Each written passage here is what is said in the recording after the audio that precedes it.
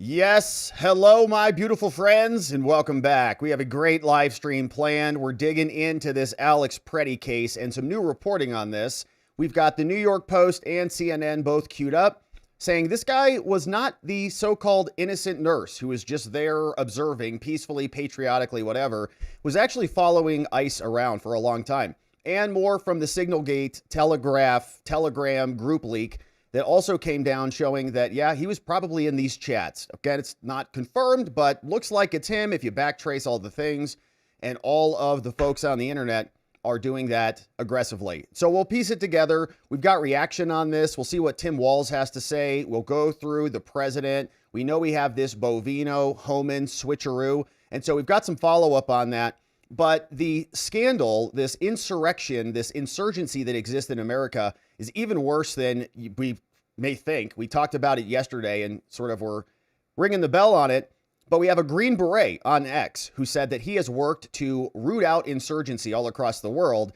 And what he's seeing here is quite concerning. So we'll see what he had to say about all of that. Then we'll turn our attention to some of the litigation on what's happening in Minnesota, because we had a couple of hearings yesterday we're waiting for some rulings on, but I've got the documents, the litigation queued up. And we have a very problematic judge who has ordered Trump officials into his courtroom for an order to show cause, which is not a good thing. It's like being called to the principal's office. So the OSC dropped. We'll learn more about the judge because apparently him and or his wife are funding pro-illegal alien, pro-immigrant groups out there. And that is not a good thing, not an ethical thing for a judge to be doing that while he's attacking ICE officials as part of the federal government. So we'll learn more about him, and then we'll hear more from Tom Homan, some reaction on that. And then the Ilhan Omar scandal, because she is a representative up there in Minnesota. And she is rich, man. She got fat and rich off of probably us paying into the coffers. But there's some new reporting on her husband and his business partner. And I went and dug up another lawsuit that came down a long time ago, and it shows that Ilhan is really just like Fannie Willis, okay? She basically hired her husband, her lover. They were traveling all over America, and all these documents are now coming out. Tom Homan's going to be looking into the fraud there. And so we've got a lot to get to, my friends. We're very glad that you're here. Thanks for joining us. Hopefully your week is unfolding beautifully. Thank you for subscribing, liking this video, and sharing it with a friend so they can come back tomorrow and join us when we go live. And of course, thanks to our members for becoming members and supporting our work here. We have a great members only community. We go live in the mornings during the week. We had a great stream this morning talking about the Bovino transition, talking about some economic things and how we're maybe going through the fourth turning and a lot. And so we appreciate our members. Thanks for supporting us and joining us on those morning streams on Locals, on YouTube, or on Substack. But my friends, now let's get into this because we've got a lot to unpack today, starting right here.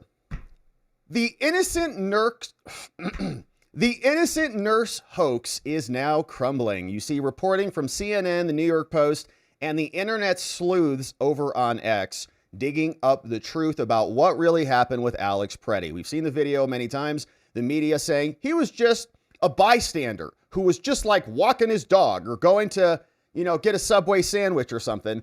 And then he observed this fascism, this authoritarianism on his streets, and he had to act. That's not the truth at all. He came there with a firearm, with 2 magazines, because a week before, he had gotten into a physical altercation with federal agents and got his rib broken.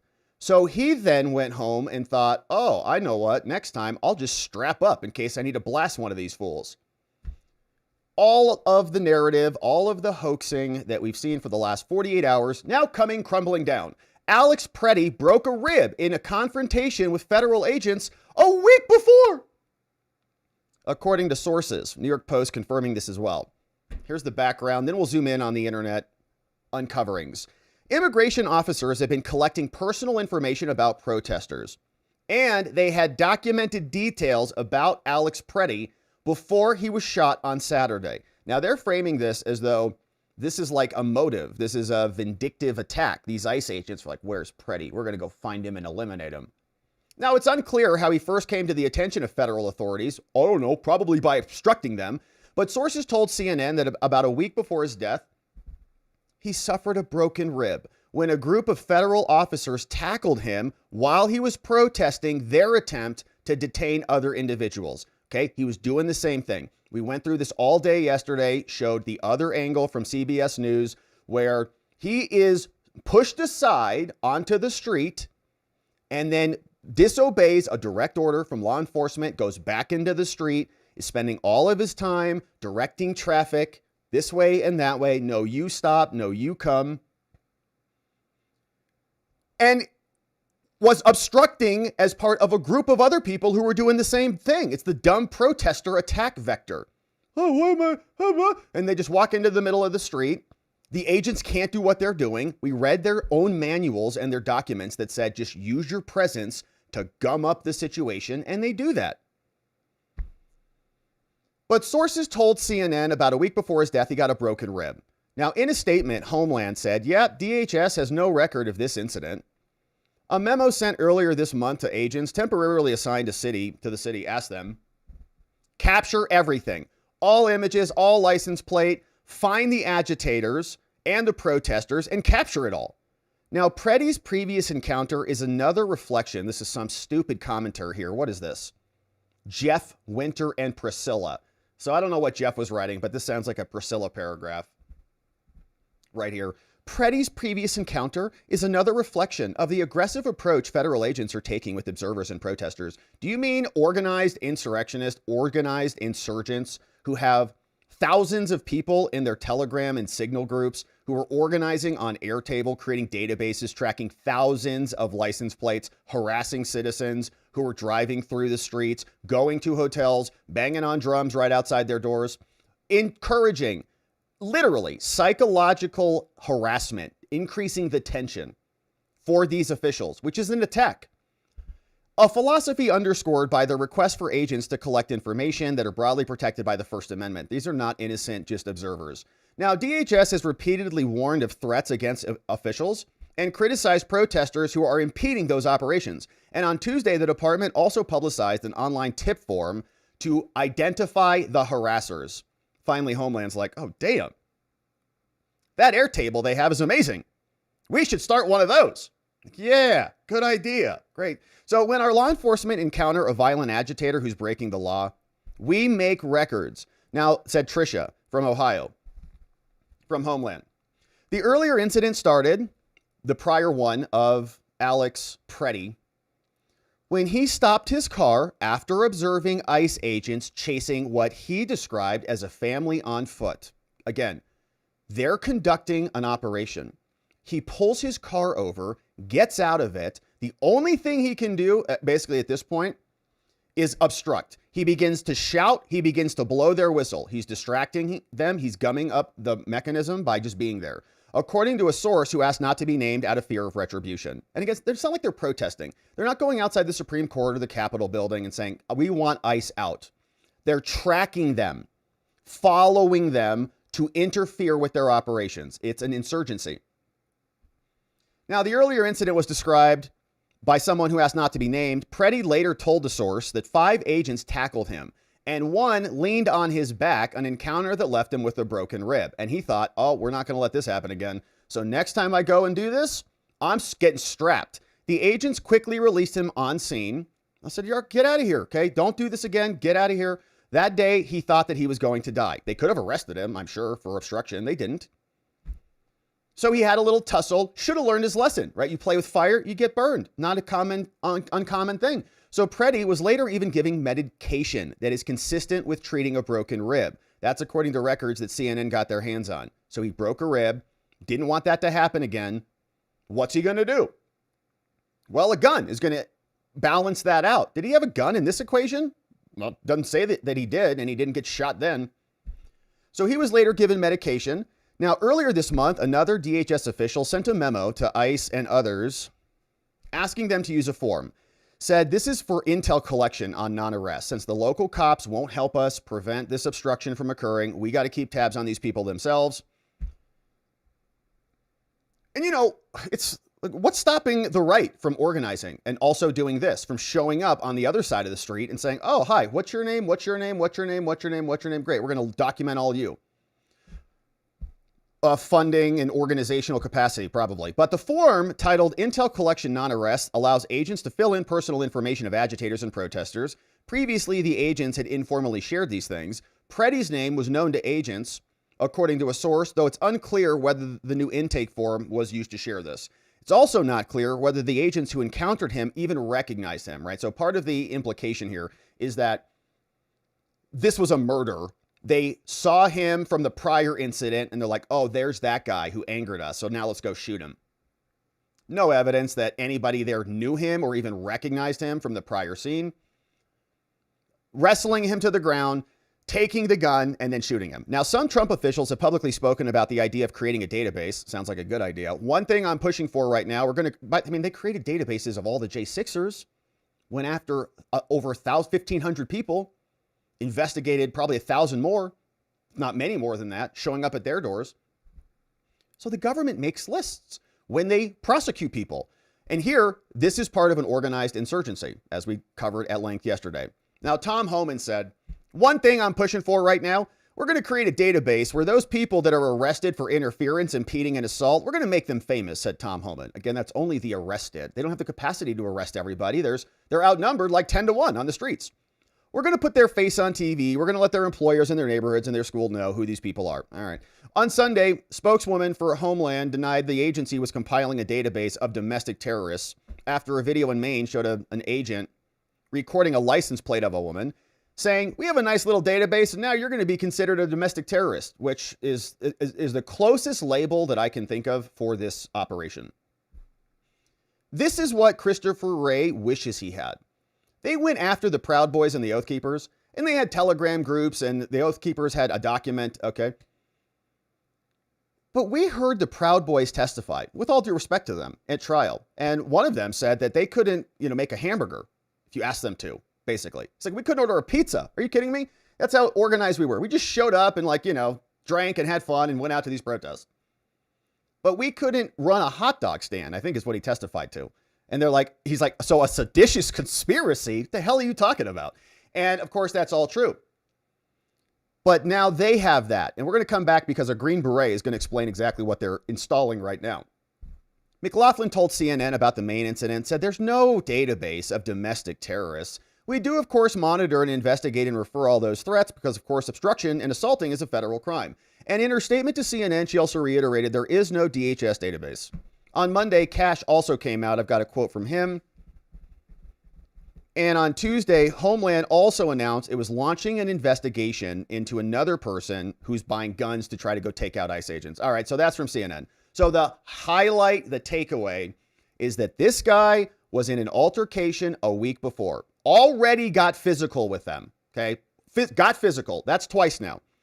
So if he got physical the first time, broke a rib, you'd think that he would have kind of learned a little bit not to get agitated in the mix physically with a whole group of federal agents again. And if he was going to do that, then what did he need to protect himself?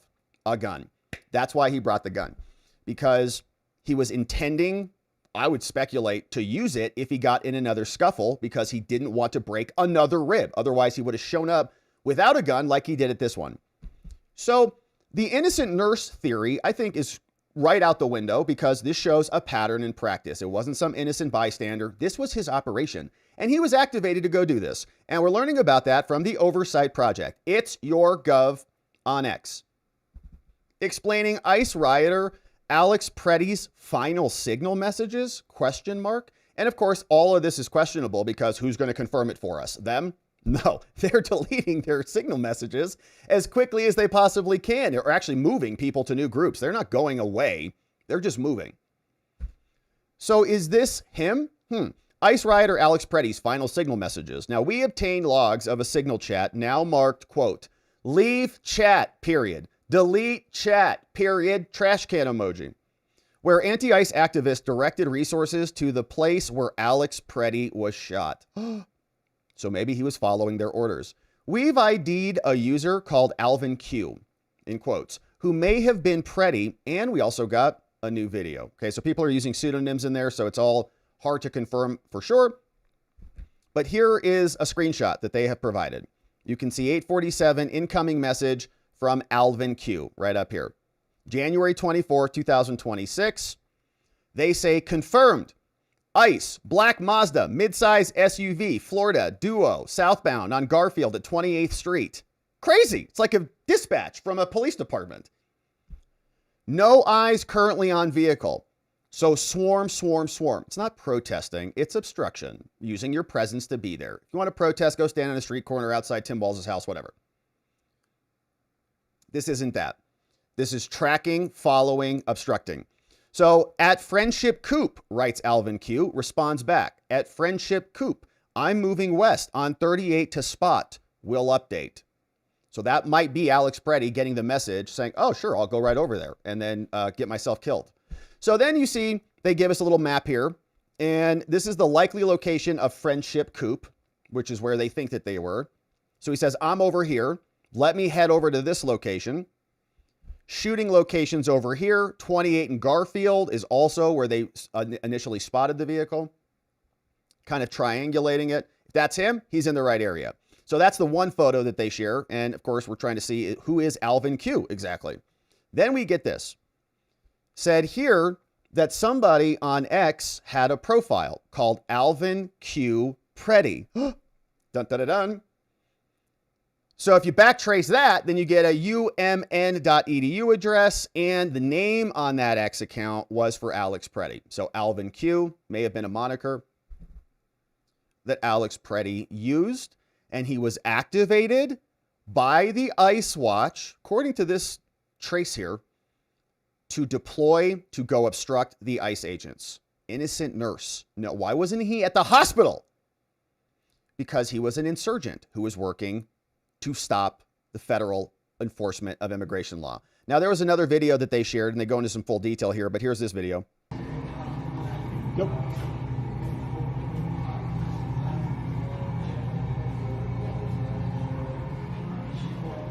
Get it a secure back door. Yeah, it's locked.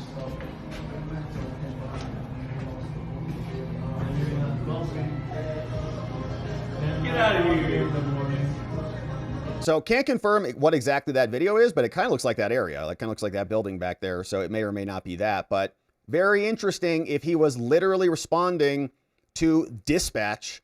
Hi, we need agents to go keep tabs on this vehicle. He's like, perfect. I'm on it. I'm armed. I'm strapped. I'm ready to go. My ribs feeling a little bit bruised, but no problem. I'll be back out there. They continue. In this chat that they got into, coordinators like this one user called Salacious Bcrum for breadcrumb, spot and direct resources. It's not to go protest. It's to thwart their enforcement. They dox and they follow these ICE vehicles, and here's what it looks like. Split Pea Soup said this, 10 a.m. 8:59 a.m., agents out of vehicle at Nicolette and 26. Multiple confirmed ICE vehicles requesting support over. Psh. Salacious Bcrum responds. Multiple ICE agents at Glam Doll Donuts. Could we be any more cliche? 4 vehicles pushing commuters, pepper spraying, 1 observer abducted, says dispatch. Multiple ICE agents at Glam Donuts, repeating the same message, over. Surgeon responds, 2642. Copy. Then Earn responds. This is looks like a so they use emojis for different coded activities. Multiple ICE agents need more people. Thumbs up from Earn. Now at 8:47 Central Standard Time, user Alvin Q, presumably Pretti, responds to Salacious Bcrum. He says, I will update on the location of a suspected ICE vehicle that is about 8 blocks from where the shooting occurred about 15 minutes later. The name Alvin Q matches the alias called Alvin Q Pretti, which from breach data from all these groups, Alex Pretti used for a Twitter account that appears to have been created in 2016. And the Signal user also has a medic emoji, dun dun dun dun, like a nurse, Alvin Q. That's the medic right there. Maybe that's why he brought his gun, in case he has to shoot somebody or somebody gets shot. There's a shootout, then he can be the medic there. He's like a frontline soldier. So the name Alvin Q matches the alias called Alvin Q Pretti, which from breach data also he used for a Twitter account that he apparently created in 2016. Now in the minutes leading up to the shooting, Salacious Bcrum, whoever that person is, the dispatch director, directs other users to go to the location where the shooting would occur. Multiple agents now entering Glam Donuts, backup needed. One activist inside the donut shop shares a video of the shop owners locking ICE out. We saw that. One of the officers featured in the video, wearing a gray coat, appears to have been involved in the attempted arrest of Pretti. So just reporting from right inside the building. One activist inside of the donut shop shares a video of the shop owners locking ICE out. One of the officers featured in the video wearing a gray coat appears to have been involved in the attempted arrest of Pretti. And you can see, yep, it's basically the same right outside. So then at 9:02, the Signal chat makes the first mention of possible shots fired. The user Alvin Q doesn't appear in the chat again because he's dead. Agents firing something at observers, possibly firing guns, says Salacious B. Crumb. One observer on the ground, possibly shot. You got shocked face emoji, angry face emoji. Tater Tot responds, don't want to interrupt active situations, but signing on to the call for an hour or more, plate checking and notes. Jonah Vark says, please start the call. Who cares if he's dead? Great. We have a martyr now that we can use. So to summarize from the Oversight Project, and this was a great dig, Pretti previously used the alias called Alvin Q. Pretti on X. He says he's near the location of the shooting 15 minutes before the incident and is texting about the movements. Then his emoji indicates a medical role, and once he's dead, he doesn't respond in the chat anymore. Now, these signal messages show these anti-ICE movements are highly organized. They communicate detailed tactical information in real time, and they deploy in real time. They're dispatched and on scene faster than a cop comes to your house. So to be clear, they're not saying that we can confirm that it's him, but we analyze the data in real time, and it looks pretty dang good to us. Realizing our analysis, we're releasing it so that you guys can judge for yourselves. Of course, we're sharing that here. Alvin Q. Pretti on an X account and an Alvin Q in the Signal chat.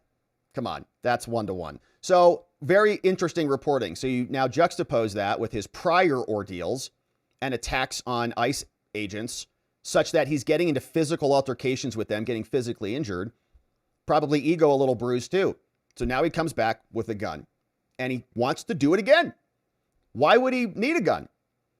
If the prior incident went, according to plan, like you deflected them, you got a little injured, this time maybe you're not going to get injured. Okay, you didn't like how things went down the first time, so you're going to change things up. So I think that shows a much more nefarious, malicious intent than just some random nurse who's just walking by and wants to save a woman from being pepper sprayed because he's so innocent, just bumbling around the streets of Minnesota. It's not true at all. These are tactical insurrectionist insurgents who are trying to interfere. And apparently, they're also referring people to Keith Ellison's office. So this is state-sanctioned, state-endorsed, state-assisted insurgency. Cam Higbee, who has been, the man of the hour, just busting through all of these stories, says they also are now linking to Keith Ellison. And why would they link to somebody who's not friendly to their cause? This doesn't confirm that Keith Ellison is like, sure, call my office and we'll help you. But he's listed there. In their legal help channel, they've also got a bunch of lawyers. They've got a whole legal department. The link led directly a page designed by Ellison's office saying, hey, if you have any questions, just go here. Report this to the Attorney General. Ellison has been seen outside these buildings. He's defending Don Lemon. He's going on podcasts and saying you're innocent. In other words, nudging and cajoling other federal judges to not let him be charged. How involved is Keith Ellison? Probably very. So from one of their groups, they said, hey, here are people you can call for help. ACLU, they drop everything. They represent illegal aliens. They twist themselves into pretzels in order to accomplish that.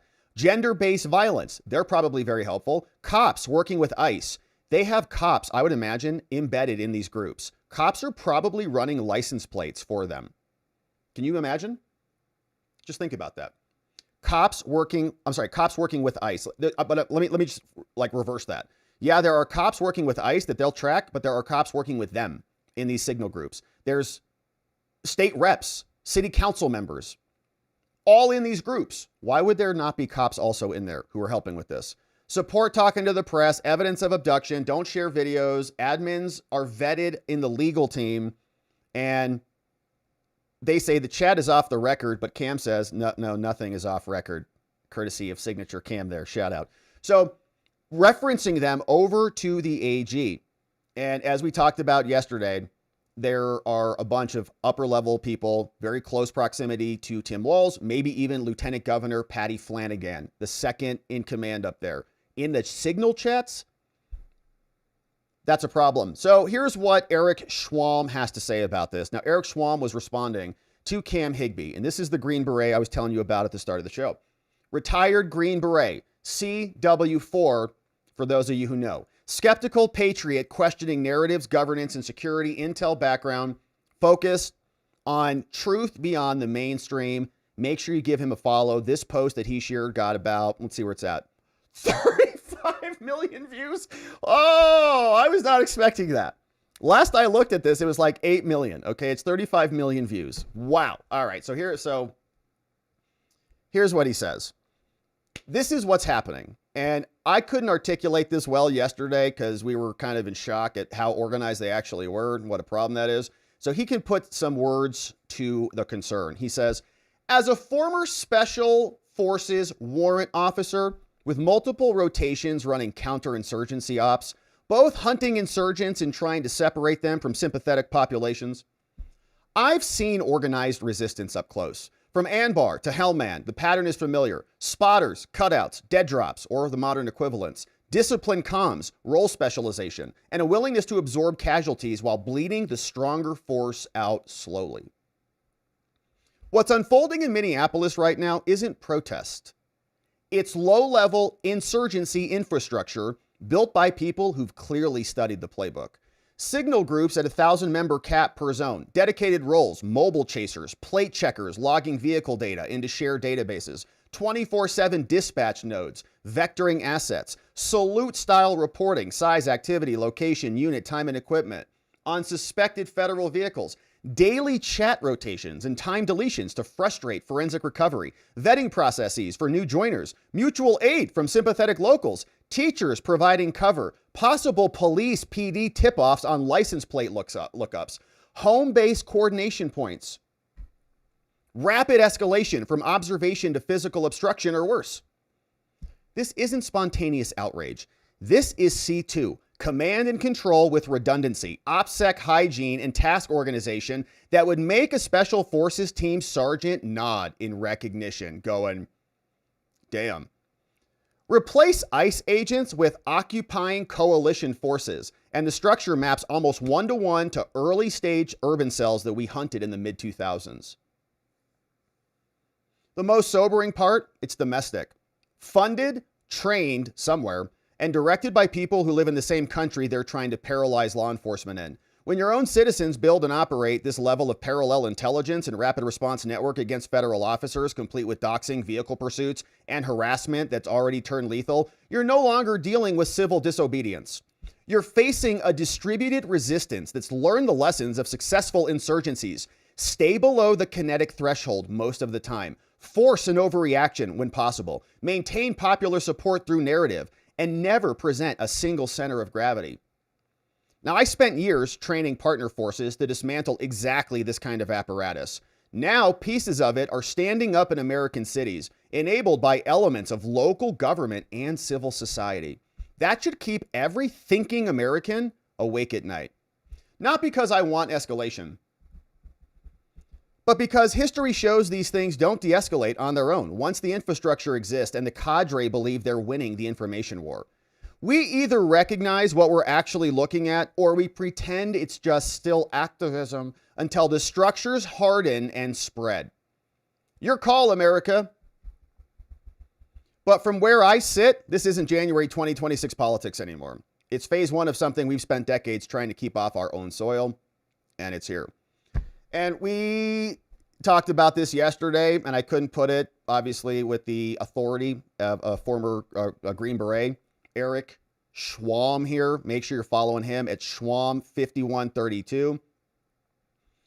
And I think he's exactly right. The analogy we used, or the metaphor, was a cancerous cell kind of metastasizing and spreading, which is why we have to reclaim our cities. And I think the only way you can do that is with overwhelming force and an absolute resolve to achieve victory. But what I think we're seeing, and also from the Republican Party, and maybe even from the administration, is just kind of, well, let's negotiate this down and just calm things down and settle it and forget about it, right? Just kind of look at it, kind of forget about it, move on. I hope that's not happening.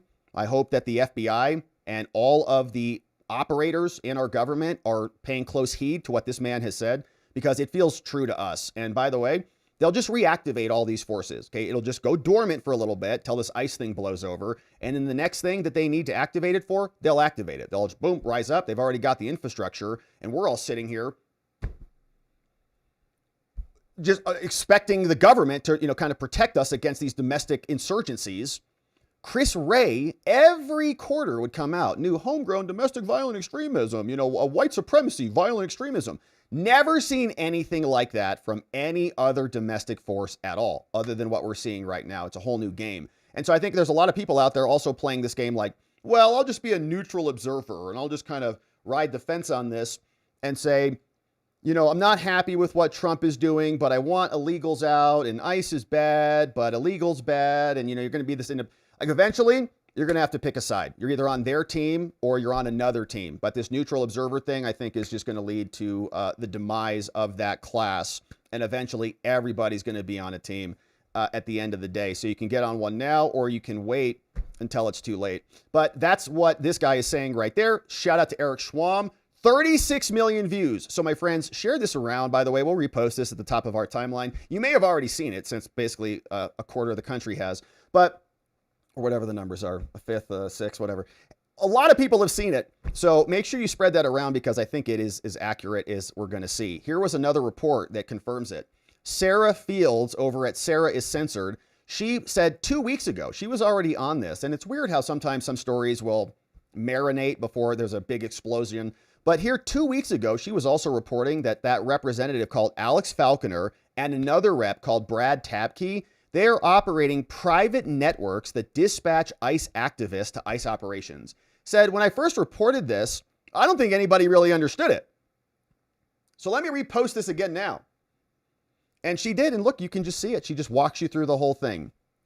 Citizens of Minnesota, this was back in early January, are being organized to patrol and report.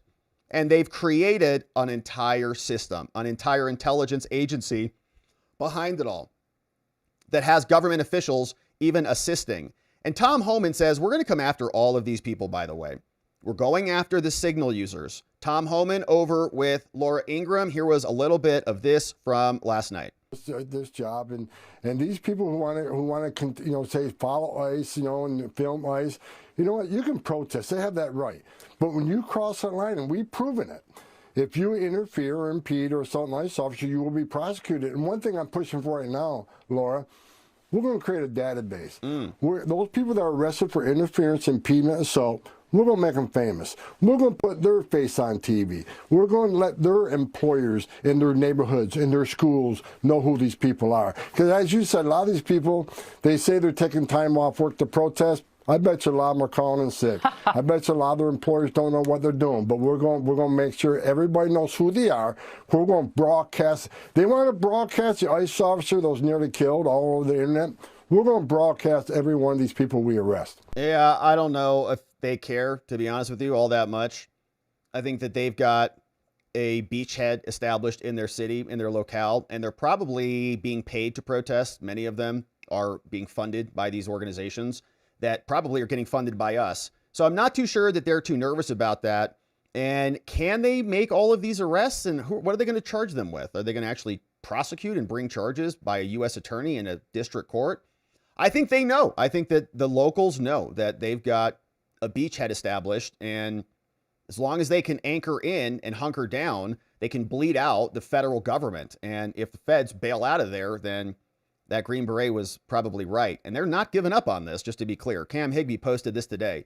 He said, look, they just moved. They went over to a different group. In case you were wondering, yeah, they're still actively checking plate numbers and federal agents. He posted this morning, this afternoon, 12:06 p.m. So here's a fresh new group and a fresh new list. So they all just picked up and scurried over into the next sewer. And that's what they're doing. So it continues on and on. So Tom Homan and Kash Patel and all of them have their work cut out for them. Let's see what Cash said about this in response to being asked about what's coming next here, Cash. The ongoing investigation involving the shooting last week is being led by DHS, and of course we're supporting our interagency partners there. The Signal Chat group is information we collect from the public because we repeatedly request the public provide us with information they have. And what we are going to do is what we have been doing across the country under President Trump's leadership to deliver this historic success from year to year. It's not a trust me situation. It's a look at the last year. It's a look at what we did when the FBI opened up their task force in the state of Virginia under President Trump and our great partners at DOJ and the Attorney General. We wiped out crime in the state, and we're going to do that in every... What kind of crime? Like the low-level, like low-hanging fruit types of crimes that are kind of the basic things, or like Antifa, like nationally organized insurgency cells. I don't remember that getting rooted out in Virginia. So it's like a little bit different. Like there's an apples and oranges problem here. Every single city. We've done it for the whole year. And on this type of specific investigation, what you do, generally speaking, is you send out subpoenas, you collect data, you put people in grand juries, and you find out who broke the law. And if anyone broke the law and incited violence, remember, that's the key here. We are not going after people and infringing on their freedom of speech to peacefully protest. We are definitely not going after people and their Second Amendment right to bear arms. Only if you incite violence and or threaten to do harm to law enforcement officials and break the law in any other way does it become an investigatory matter. So this Signal Chat is something that we, the FBI, are looking at and spearheading. All right. So I don't think that's the appropriate standard because these people aren't, that's the whole point. Like they're not actively inciting violence. That's how they stay under the kinetic threshold. That's exactly what the Green Beret just explained to us. Don't get this into a hot conflict because they will lose this. You need to have martyrs go out and get killed. And then you just bleed them out, as he said. Absorb the casualties while bleeding the stronger force slowly. So they're not actually inciting, trying to incite violence. They're trying to passively cause the violence, which is a different mechanism under the law. Because you have to have evidence to prove the charges. And so I'm not sure that Cash is really understanding the scope of what needs to be redressed here. Like, the random people standing around on the side of the street, how can you make the case they're inciting violence if they're just standing there with their phone? So then you'd have to make it a probably different claim, like some sort of an obstruction claim. Does he understand the difference between obstruction and incitement of violence? Like, is he only going to investigate and prosecute things that rise to physical violence? Because what we're talking about is coordinated obstruction, like a sleeper cell insurgency, as Eric has just explained to us. So we're going to keep our eye on that, obviously, but they have a legal department. That's how organized they are. You see, Cam Higbee says, look right in here. Insurrection, actually 0 Hour got this one. Shout out to 0 Hour, also MVP. Suggests that insurrectionists are likely also seeking legal advice. Now, he's correct. In fact, there's an entire Signal Chat for legal advice. Channel admins are lawyers. It's a propaganda channel. Its admins are activist lawyers. So they are overwhelmed now. Everyone's freaked out because they probably will hopefully be going to jail. Hey, all. Said someone in the message, we would absolutely love for someone to build a truly vetted chat, but to be super blunt, all of the attorneys and legal workers who admin this chat are already up to their eyeballs already and simply don't have the capacity. We also want to make sure people who are abused by ICE are able to access resources, and so we have an unvetted chat. So that's why Cam's in there. And they're like, I hope this makes sense. We absolutely encourage you to go outside, look for other attorneys who can help you, but we're a little overwhelmed right now, as you can imagine. So legal department will calm down. They'll get some more lawyers who come in there. But the president was asked about this whole situation today. Of course, he's made his way over to Iowa for a speech on the economy. And here is what he said outside the White House this afternoon. Well, I'm looking at that whole situation. I love everybody. I love all of our people. I love his family. And it's a very sad situation. Yeah, please. I have, yeah. I think she's doing a very good job. I think she's doing a very good job. The border is totally secure. You forget, we had a border that I inherited where millions of people were coming through. Now we have a border where no one is coming through. They come into our country only legally. So you have to remember those things. You know, people forget as soon as you accomplish something, it goes into history, and nobody ever wants to talk about it. We had a border that caused all of this problem. Biden caused, and the Democrats caused this problem. They allowed tens of millions of people to come in. Many of them were murderers. Many were drug dealers, drug addicts, people from mental institutions. They allowed these people to violate our country, to come into our country. And that's what we're talking about. So if you remember, we had a horrible border, the worst border we've ever had, ever in history. People were flowing through by, we think, 25 million people. Not Yep, and that's why we got to get them out. to mention drugs and everything else. And that border is absolutely closed. Yeah, and that was a big win, right? You can't not take that away from the administration. They absolutely nailed it on that one. And before his economic speech today, Trump was again asked about this, and here's what he said inside this restaurant with a bunch of folks from Iowa. Do you agree with the assessment from some of your own officials that Alex Pretti is a domestic terrorist or an assassin? Well, I haven't heard that, but certainly he shouldn't have been carrying a gun. But hey, look, bottom line, everybody in this room, we view that as a very unfortunate incident, okay? Everyone, unless you're a stupid person, very, very unfortunate incident. I don't like that he had a gun. I don't like that he had 2 fully loaded magazines. That's a lot of bad stuff.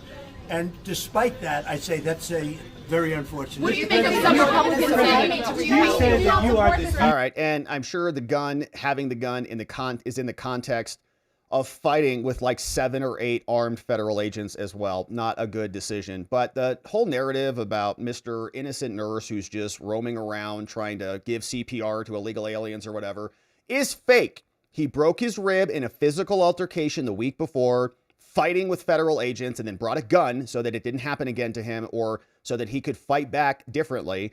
Then we also learned that he was in the Signal chat. The evidence, all evidence points to yes. You see, Alex Pretti with an X account says Alvin Q Pretti matches up to somebody in the chat who was very communicative in the chat, traveled to the location, and then suddenly stopped communicating in the chat after he was tragically killed. I wish he wouldn't have been a part of this little insurgency, but he was. So we're, of course, going to keep our eye on this. The media will not let up, no doubt about it, continue to make him a martyr and exploit his death for their own political purposes. But we'll cover the truth here. Thanks for subscribing and joining as we do. Now, we're not done. We've got to keep our eye on the judges here. And what we're learning is there's a problematic judge in Minnesota. Minnesota judge busted. Apparently, him and or his wife are funding immigrant groups, and he's also presiding over immigrant cases. Feels like a conflict of interest. Bill Malugin is flagging this one for us. One of these judges, called Patrick J. Schiltz over here, Schiltz, he was appointed by George W. Bush and has been all over the law for a long time. Was actually a clerk for Scalia, founded law schools, been an icon for the judiciary for ages. And he should know better because apparently him and his wife made a donation to the Immigrant Law Center of Minnesota. Oh, Judge, how could you? Right there. Patrick and Elizabeth Schiltz donating funding to support illegal immigrant representation. They give free legal advice and other things. And so now he's screaming at immigration officials. How convenient. So he's threatening to hold ICE Director Todd Lyons in contempt of court. I've got the document queued up. He's ordering him to appear, but he has already funded free legal advice for illegals and was appointed by George W. So here's more on this because we learned about this guy. Federal Judicial Service. Bush nominated him back in 2005. He's about to become a senior judge. And then you'd have another judge who could be appointed. Chief judge back July 2020. And is now ordering Todd Lyons into court. And here is what he said. In an order to show cause, Judge Schiltz, who, along with his wife, helps fund free lawyers for illegals, now sent this order to show cause over to Kristi Noem, Todd Lyons, and the Trump administration. He says, all right, listen up. On January 14th, this guy called Juan is another illegal alien who is about to be deported. They come racing into Minnesota. They file a petition for habeas corpus so that you cannot remove them. And the judges are bending over backwards to enable it because they're traitors to our country. And they support illegal aliens against federal law. Habeas petition and ordered, among other things, that respondents provide petitioner a bond hearing within 7 days. And if you don't give this illegal a bond hearing, then you must immediately release him. Then I learned you didn't give him a bond hearing within those 7 days, and he's still in detention. I want him free now. This is one of a dozen of court orders that you're not complying with. And the practical consequences of this is that there's hardship for aliens, many of whom have lawfully lived and worked in the United States for years and done absolutely nothing wrong. Judge, you're prejudging the cases. Maybe you should recuse yourself because you're a little bit too biased. Done absolutely nothing wrong. You don't know that. What facts do you have and evidence to come to that conclusion? You don't. You have none. So you're biased and you're a partisan hack, obviously. You're not even analyzing all of the cases. Or have you? Is that what you're saying? You've already prejudged all these cases? The detention of an alien is extended, or an alien who should remain in Minnesota is flown to Texas, and an alien who is flown to Texas and is released there is told to figure out a way to get home. So the court has been extremely patient with you. Even though you decided to send thousands of agents to Minnesota to detain aliens without even making provisions for how to deal with their lawsuits. So illegals break in, they steal all of our money, they murder our citizens. Then when you try to deport them, you've got federal judges who backstop that from happening. Respondents have continually assured the court that they recognize we're going to comply with your court order, but unfortunately, those violations are continuing. And so I, Judge Schiltz, along with my wife, who happen to love illegals, say this court's patience is at an end. And so I'm going to order Todd Lyons, the director of ICE, to personally come before my court and show cause why you should not be held in contempt of court. This court acknowledges that ordering a head of a federal agency to appear is an extraordinary step, but the extent of this is extraordinary, and lesser measures have tried and failed. It's like, all right, fine. Insurrection Act, you just deploy it. We're not even going to play with this crap anymore. Military comes in, all the illegals are gone, and this little charade comes to a stop. But we're not doing that right now for whatever reason. So the court will hold a hearing on Friday, and the ICE director better come here in person. You're reporting to the principal office, because my wife is screaming at me that they're deporting my friends. So if before the hearing you file a stipulation that this guy's already been released, okay, ICE, you come in here and explain why this illegal alien has not been released into America. Federal judge, chief judge out there, United States District Court. And this is a real shame to see. I mean, this guy has a nice record as a judge and has done like a lot of work. And then just in his senior years, I guess he's not even that old, 65, but he's about to take senior status. He just goes friggin' nuts and starts prejudging all of his cases. Many of them have worked here for years and done absolutely nothing wrong. You don't know that at all. Maybe they have. How do you know? You're a judge. You're not a prosecutor. You don't run ICE. You don't run the Executive Office of Immigration. How dare you? He should be recused from all these cases. So that was not a good one. But we also have some good victories here because the DOJ is responding in this other case, and they dropped a burner on this one. So remember that the Minnesota officials are trying to throw the feds out, essentially, and they sued to go get a judge just like Schiltz to figure out what to do about this and stop them from enforcing the law. So now this is all being litigated. We had a hearing yesterday. We're waiting for a ruling on it. But here's what the DOJ said right before the hearing occurred. In response, they said, all right, look, Judge,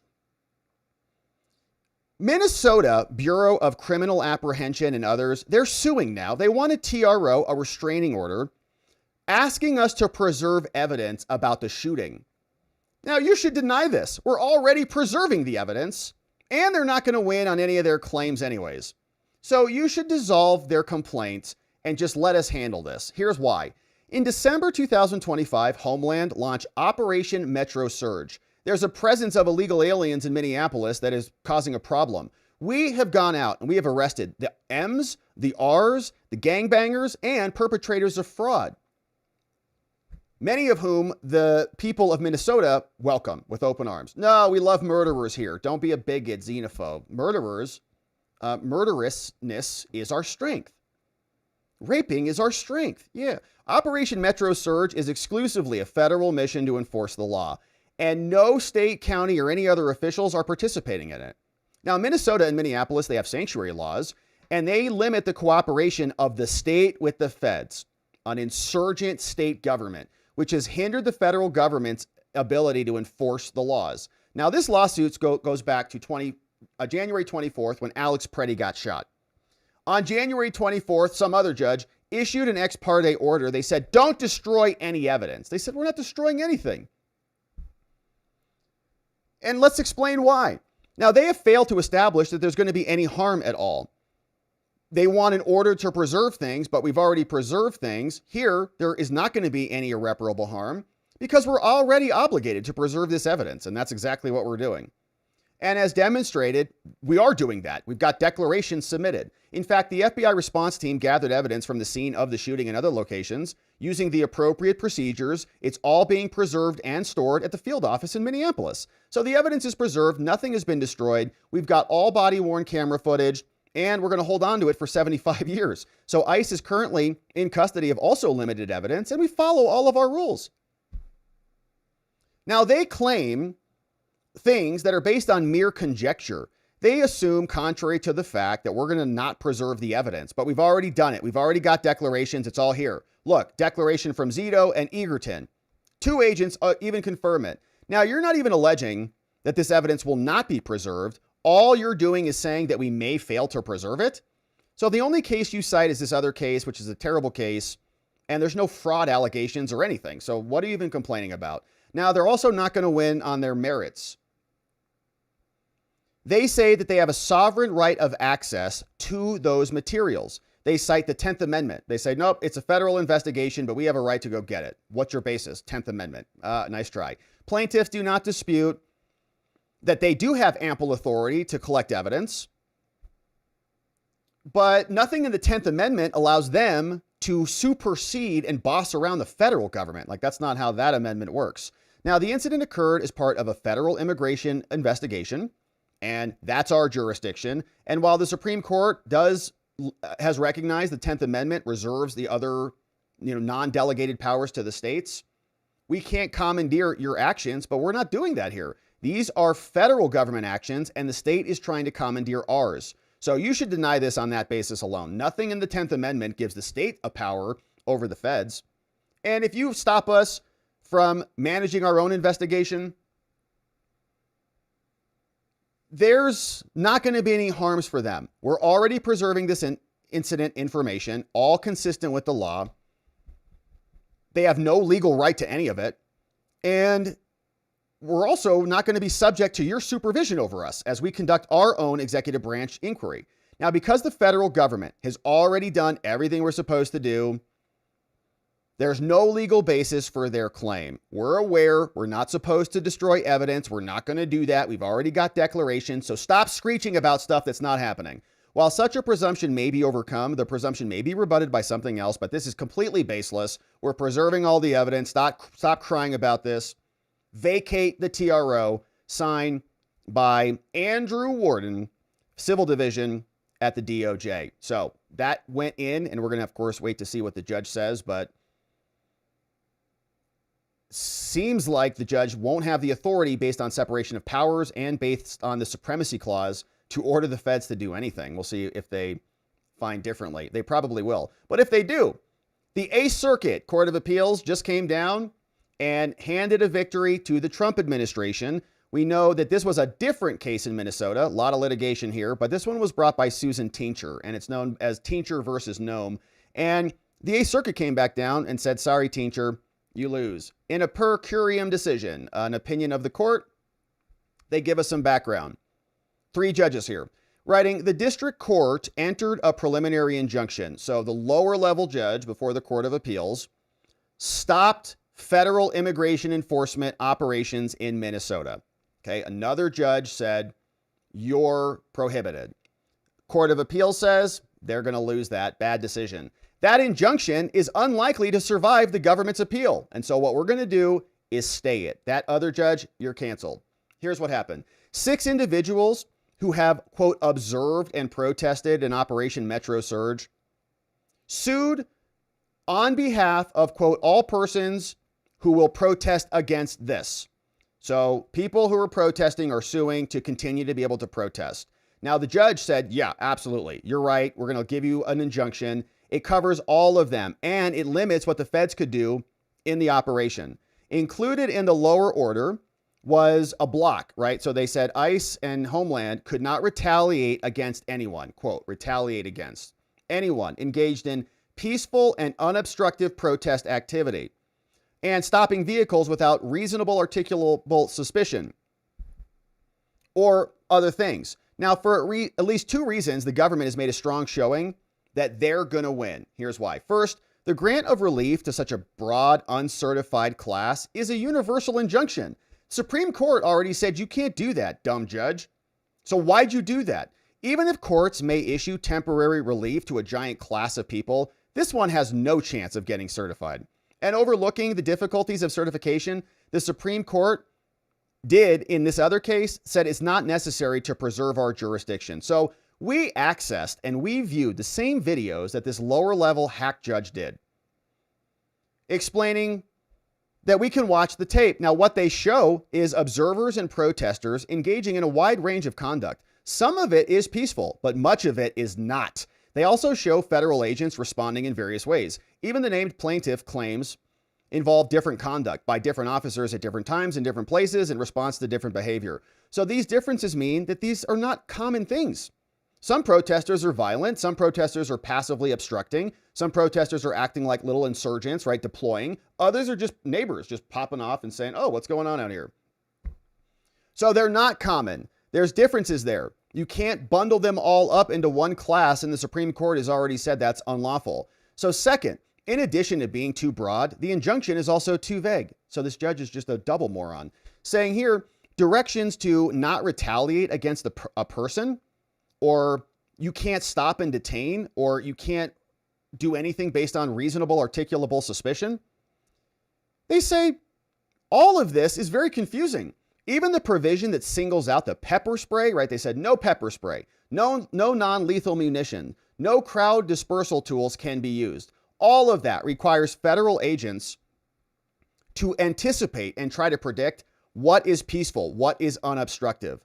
So the video underscores that's very difficult for them to decide this. In the videos, the Court of Appeals judges say there's a fast-changing mix of peaceful and obstructive conduct. Many protesters are getting in officers' faces. Many are blocking their vehicles as they conduct their activities, even just playing dumb, wandering out into the middle of the street. Oh!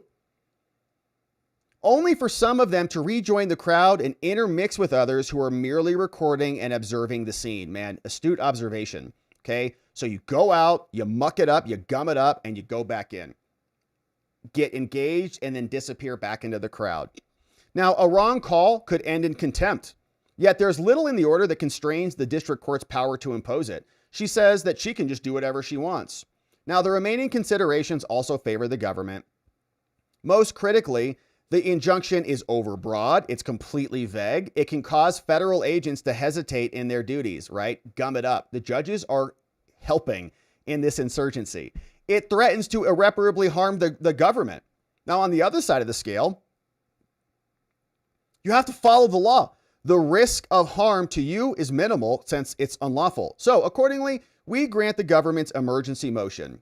Shout out Pam Bondi and Kristi Noem. They win this one. An emergency motion for a stay is granted. We deny the Minnesotans emergency stay, or to lift the administrative stay as moot. And so pepper spray, go hog wild out there. Now, Grunader also shared this one. He said, I concur in the court's order except in two respects. First, I don't believe the government has made a strong showing that they erred in granting relief to the class. He says, so the class is not that broad. And there may be tension between what the Supreme Court said and not, but it's too early to decide that now. Second, I would also reject the government's motion and lift the stay as to the portion about pepper spray. Don't use pepper spray, says this concurring judge. Now, that directive is not vague. All it says is to obey the law. The government has not demonstrated that they know how to use pepper spray, so I would deny the government's motion for a stay pending appeal, lift the stay, and so we've got concurring and dissenting in part, which is interesting. But the DOJ wins, so pepper spray the crap out of those insurgents, get them out of the way using any means necessary, and enforce federal law. It's the law. Now, what happened in the aftermath of the Bovino switcheroo is that they said, well, ICE is actually holding and detaining people. I'm sorry. Minnesota is holding and detaining people and then delivering them to ICE. But of course, that is not true at all. And before we move on to that, this was from Margot Cleveland. She says, you know, if Judge Schiltz is in fact donating to illegals, this is the group that he is supporting. It's a 501c3 founded in 1976. We've been being invaded for generations, saying the agency was later renamed. It was originally called Southern Minnesota Regional Legal Services. Then Oficina Legal, in Spanish, Oficina, established itself as a separate nonprofit. Then they renamed it, and now it's the Immigrant Law Center of Minnesota. A 501c3, probably got government grants for years, all sorts of, private funding. The operation is to give illegal aliens, so-called migrants, free legal services so that they can stay in our country. Now, what about the criminals? This was a report from earlier last year that said that they don't hand over anybody to anyone, essentially. Tim Walz and Jacob Frey saying, oh yeah, we're going to work with the Trump administration and hand over the criminals. They won't do it. This was a report from back then saying, we just did a review. This is from the Center for Immigration Studies, which is a great resource, saying we got ICE records, and it shows that sanctuary jurisdictions are not turning over anyone. In fact, over the period of records from October 22 to 25, more than 25,000 detainers were declined. Okay, feds say, please detain this person so we can come get them. They say no. And in more than 1,400 instances, the jails fail to give adequate notice to ICE at all. Happening all over the place. And let's see if we can find Minnesota. More than half of the declined detainers came from California. In Illinois, Fairfax, Santa Clara, we've got Illinois, Virginia, Massachusetts, Connecticut. I'm not seeing Minnesota on the list, but you just see how problematic it is just across the country. They don't hold on to them, which is why we have to send federal agents to go get them, and then things get messy out there. So Tim Walz was also out today, and I'll play a little bit of this here just so we can understand his perspective and see whether he's going to be working with the administration in good faith or whether he's going to be a bad faith communist insurgent as he's been this entire time. Good to be with you, Tim, and thanks for all the coverage of this. We're really, we're appreciative folks are out there. Look, I don't know how to describe it other than an assault. I've never witnessed anything like this. And I think as good as the reporting has been, it doesn't touch just every little issue in our children watching people get. The reporting is crap. Their reporting is filled with lies. They don't tell you, well, until recently, until today, CNN, nobody was even confirming the fact that this guy was an agitator. They called him like an innocent nurse who just bumped into a scene. Drug. I mean, everyone here has a trauma response, just pretty overwhelming. But I have to say. Trauma response. How about for all of the families that lost their kids to illegal aliens who murdered them? What you witnessed is what massive organized nonviolent resistance did. To be very clear, there's a change in tone. And it's not massive organized nonviolent resistance. It's a grouped insurgency. All right. So that's enough, Tim Walz. So you got it. He's just out there doing the same thing. Now, what he's explaining is that good people are being arrested and kidnapped off the streets. And here's a new little scam here that I'm sure we're going to see a lot more of. So this is an illegal alien in the back of a car who's gotten arrested. And yeah, it looks like he's got his wife or somebody and kid there.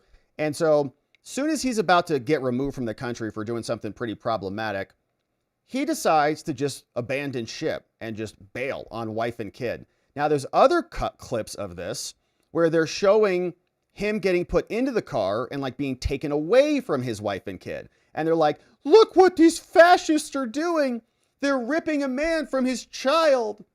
How could you do such a thing? He wants to be with her, America. He loves his kids. He'll never leave their side. Never. Watch.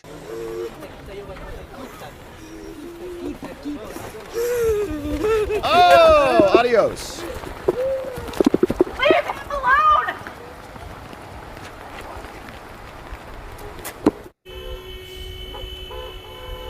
recaptured.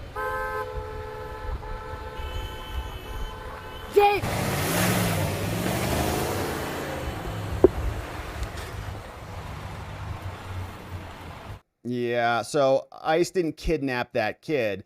That man abandoned their kid and ran down the street, and now he has been recaptured and is hopefully being afuera out of the country. We don't need those people here. So here's another clip from Tom Homan. You hear all of this about kids being deported, kids being arrested.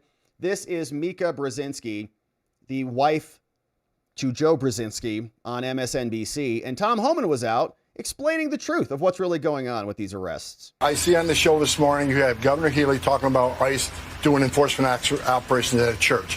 False. Didn't happen. They were parked there. Looks like the mouths and the audio is a little out of sync. They did not do an operation there. She said they were parked in a public space legally. But to say that and to push that out there puts fear in the immigrant community. So let me tell you what's happening. To do that puts fear in the community. Right. To park the ICE agent's vehicle they're on a near public a church. Street. They are on a public street. She said they're on a public street sir. waiting to respond to a criminal alien release pulled aside the road. Let me tell you, in the last couple of days, what's happened in Boston. They've arrested Victor Gomez Perez, a 33-year-old criminal alien from Guatemala, with charges of aggravated rape, assault and battery with dangerous weapon, indecent assault and battery on a victim 14 years or younger. They arrested Kaylee Espinosa, a 33-year-old criminal alien from Colombia, with charges of aggravated assault on a pregnant victim.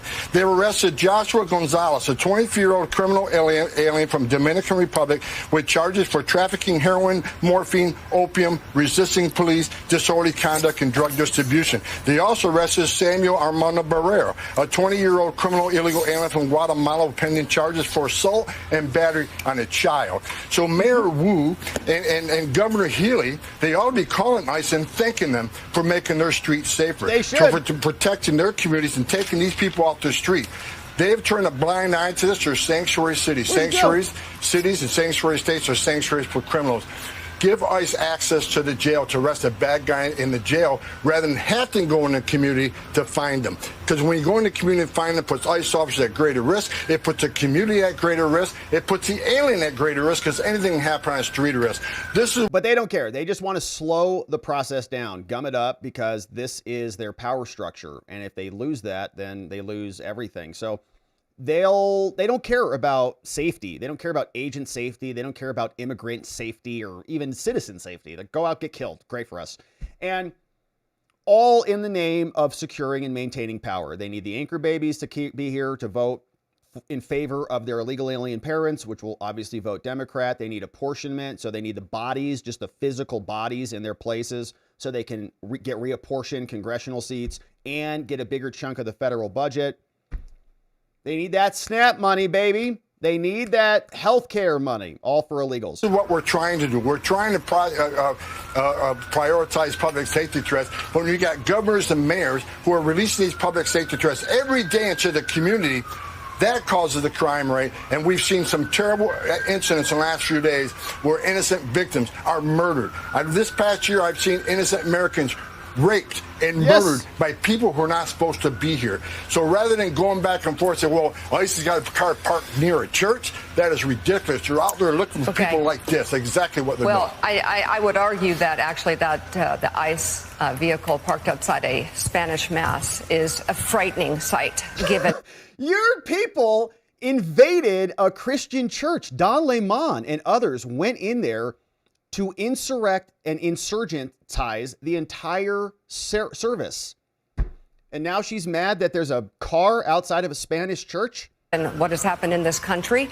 I also, with respect, sir, thank you for the information that you have shared on this show, but we would appreciate all of the information, all of it, all of the data that you say you have. I've done this show several times. Every time I'm on your show, I speak with integrity, I speak with honesty, and I speak with facts.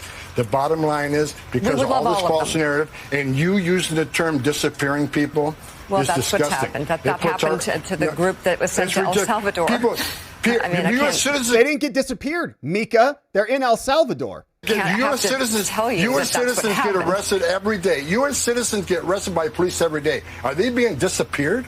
No, exactly. Laws are being enforced. They're being arrested. They're being put in detention because they committed a criminal offense. Not like what you're doing. Not even close. We're enforcing the law and arresting people here in violation of law that are public safety threats. That's not disappearing people. That's enforcing the laws of this country and making this country safer. Amazing. So shout out to Tom Homan, Mika, getting the old Tom Homan treatment, which we appreciate. But they just want voters. They just want power.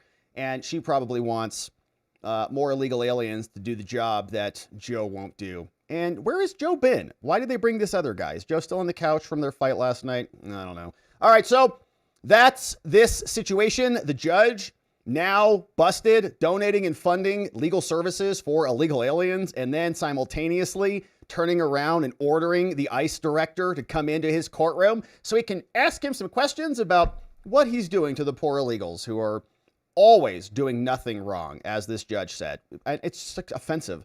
Like, do you know how many people are arrested in America who are innocent and actually have done nothing wrong? These people, they have done stuff wrong. Now, he says lawfully lived and worked in the United States. What does that mean? Lawfully lived in? Did their visas expire? Lawfully living under federal law or under state law? Done absolutely nothing wrong. Way to prejudge the case. Like, your only job is to not do that. And this judge can't even do that. And then simultaneously donates to illegals and funds their operations. So we got a real big problem in the judiciary. Would be very nice if Congress woke up and did something about it. But we'll keep our eye out and continue to demand it until they do. All right, we got one more update on the day, my friends. And then we'll hear from you and see what you say about all of this. Pressure rising for Ilhan Omar, her husband, and his business partner. Fox News digging into this story, saying the biz partner now is rich, and so is Ilhan. They've got a lot of money. The question is, where did it come from? And we also dug up this old complaint that really shows the truth about this entire relationship and what a joke this whole thing is. Because Ilhan Omar was sued by the National Legal and Policy Center back in, I think this was 2019. And it was an FEC complaint, ultimately. And it shows you just how corrupt she is. Because she was paying off her lover thousands of dollars, and all of the documents are right here. So there's a new set of eyes on all of this. The Biden administration looked into her and didn't do anything about it. And so now the Trump folks are having a fresh look. Under Joe, they initiated an inquiry in Washington, but then they probably found a bunch of things they didn't like, and they're like, oh, you know what we should do? Prosecute Trump. So here they said, the DOJ under Joe Biden opened an investigation back into Ilhan Omar back in 24, scrutinizing her finances, campaign spending, which we're going to look at, her FEC complaint, and interactions with a foreign citizen. Oh, wow. The inquiry, which was initiated by the U.S. attorney in Washington, stalled out. Lack of evidence, according to one person speaking on condition of anonymity. Now, the investigation appeared to be thrust into the public spotlight. Trump came out. He said, we're looking into Ilhan. And he posted this on Truth, which captured a bunch of attention, saying the DOJ and Congress are looking at Congresswoman Ilhan Omar, who left Somalia with nothing and is now reportedly worth more than $44 million. Time will tell all. Don't know how he came up with that $44 million, but then she responded. She said, sorry, Trump, your support is collapsing and you're panicking. Well, you're about to go to jail and hopefully be denaturalized for marrying your brother. Right on cue, you're deflecting from your failures and you found nothing. Publicly announcing criminal investigations, they say, is Trump's retribution. Ugly personal attacks have been going on for a long time. Omar doesn't like Israel. Trump called her garbage. Fact check true. Comer was also out talking about this. I've got that clip queued up. But let's look at the Fox News story because they explain what is going on with the hubby and his business partner. Now, Tim Mynett, the husband of Ilhan, who is this guy right here, he's now under scrutiny again, saying allegations are resurfacing about his net worth. Now, his business partner, this other guy called William right there, I believe that's who that is, and Mynett were working for Keith Ellison. They've launched a wine operation, And they're all very fat and rich now. Now, the pair also co-founded another group called the E Street Group, which raked in almost $3 million alone from her house campaigns. Okay, so watch this. Now this FEC complaint it has been out for a while, but now you can piece it all together. And you can see she got a complaint filed against her by the National Legal and Policy Center. And some of these numbers are just wild. It's like Fannie Willis all over again, except it's Ilhan. They all do it. So Ilhan and Tim Minette and E Street Group are all these organizations they created. They say, here's what's going on. Back in 2019, they say, all right, according to his LinkedIn page, Tim Minette, her now husband, is a partner in E Street Group. From 18 to 19, Ilhan dispersed over to them 230 grand, give or take. Another $7,000 given to him specifically. Among those disbursements, $21,000 for travel expenses. Nothing itemized.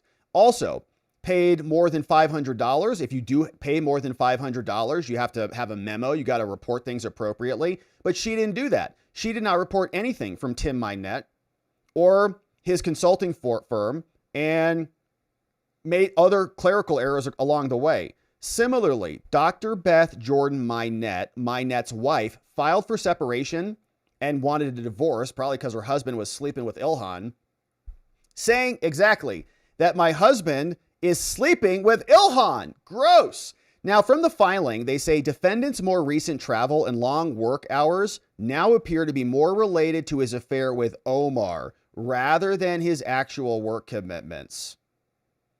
Yeah. So although Minette's formal relationship with her campaign began in 18 with the payment of $7,000, the travel did not commence until 19, the same month that the ex-wife says that there was a shocking declaration of love that was made by the husband to the wife. He says, I have to tell you, I love her. So it appears that these relationships are wild. Like we've seen many of them here. It appears that the travel expenses are probably only partially related to her campaign. If Ilhan for Congress reimbursed his LLC so that she could travel with him and then they could bang it out on their vacations, that's personal. That's not a campaign expenditure. They tried to throw Trump in prison for false business records. Remember that crap? 34 felonies for spreadsheet violations, which weren't violations at all. FEC commission regulations prohibit the use of campaign funds for personal expenses for your lover to go travel with you. Her filings don't reveal any other conclusions here. So complainant here has now found reason to believe that she knowingly violated the FEC rules. It requires reports, it requires receipts, and more. So you should do something about it. And here is the list of exhibits, just so you can see. So remember, the other dude runs this group, E Street Group, her lover who became her husband after he professed his love for Ilhan to his ex-wife. Look at all these expenses. Internet advertising, $2 grand. Digital communications, 10 grand. Ilhan's paying him. Another 2,700 for travel. And like, these are all pretty back to back. Digital communications, 5,000. Then another digital communications less than a month later for 10,000. Then internet advertising. What are you paying $10,000 for? For digital communications. Internet advertising, you can spend whatever you want. Like that number has no cap on it. But what is that? Fundraising and consulting and event management, another $12,000 goes over to her lover. $1,800, 25 travel expenses, lots of travel. Website development, 5 grand. Digital communications, 5 grand. Fundraising and more, 12 grand. Lots of fundraising and consulting and event management, 12 grand, 12 grand, 12 grand, all to her lover. Consulting. So her constituents and all the stupid Democrats who donate to her campaign are funding her lover and her travel expenses all around the country. Just outstanding. So Exhibit B, another fundraising consulting, 7 grand. That kind of kicks things off back in July 2018. Then another exhibit, more disbursements, travel expenses all the way up to 19. Then he leaves his wife. Man, it's just like, it's the same thing as Fannie and Nathan. Here's the ex-wife who is filing for a divorce, saying, all right, Beth wants to leave this guy. He's cheating on me. And the parties have a 13-year-old son, but Ilhan wrecked his home. The parties physically separated in 19 when the defendant told the wife that he was romantically involved with and in love with another woman. Ilhan Omar. He says he met her while working for her. Now, although devastated by the betrayal and the deceit that preceded this, wife told husband that she loved him and I'm willing to fight for the marriage. Well, okay, whatever. Nice, nice wife. Defendant, however, told her that was not an option. He says, "You're dead to me. I love Ilhan. I have to spend my life with her." He provided no other explanation for his sudden change of heart, nor had he discussed being unhappy with their marriage. Then he left. He just abandoned ship. He's like, "Good luck with my son. Take care." So it's clear that her marriage is over. There's no hope of reconciliation. So we're filing for divorce. Now, plaintiff and minor child still live together, been the primary caretaker. He doesn't do anything with the kid. He's always sleeping with Ilhan. He's away 12 days per month. These people are gross. And significant reservations about the judgment to even care for the kid. Yeah, good call. Defendant's lack of judgment is very troubling. Husband. Most concerning is that he put his son in harm's way by taking him out in public with Ilhan, who has death threats. And he also has a history of emotional volatility that can cause him to be easily angered and enraged, which is perfect for Ilhan. He's 50. She is 55. She's a medical director. Defendant is a political strategist at E Street, 38 years old. Wow. Okay. So yeah, bit of an age difference there. Plaintiff has been devoted and loving partner, but he bailed. He's like, I need a younger congresswoman. During the marriage, the parties acquired various tangible assets and blah, blah, blah. So they moved for divorce. So she marries that dude who sounds like a real piece of work. And then they launch these business ventures, most of which apparently are fraudulent. Through these business ventures, which include wine and cannabis, Haler left a trail of fraud, which was co-founded by Minette, her husband.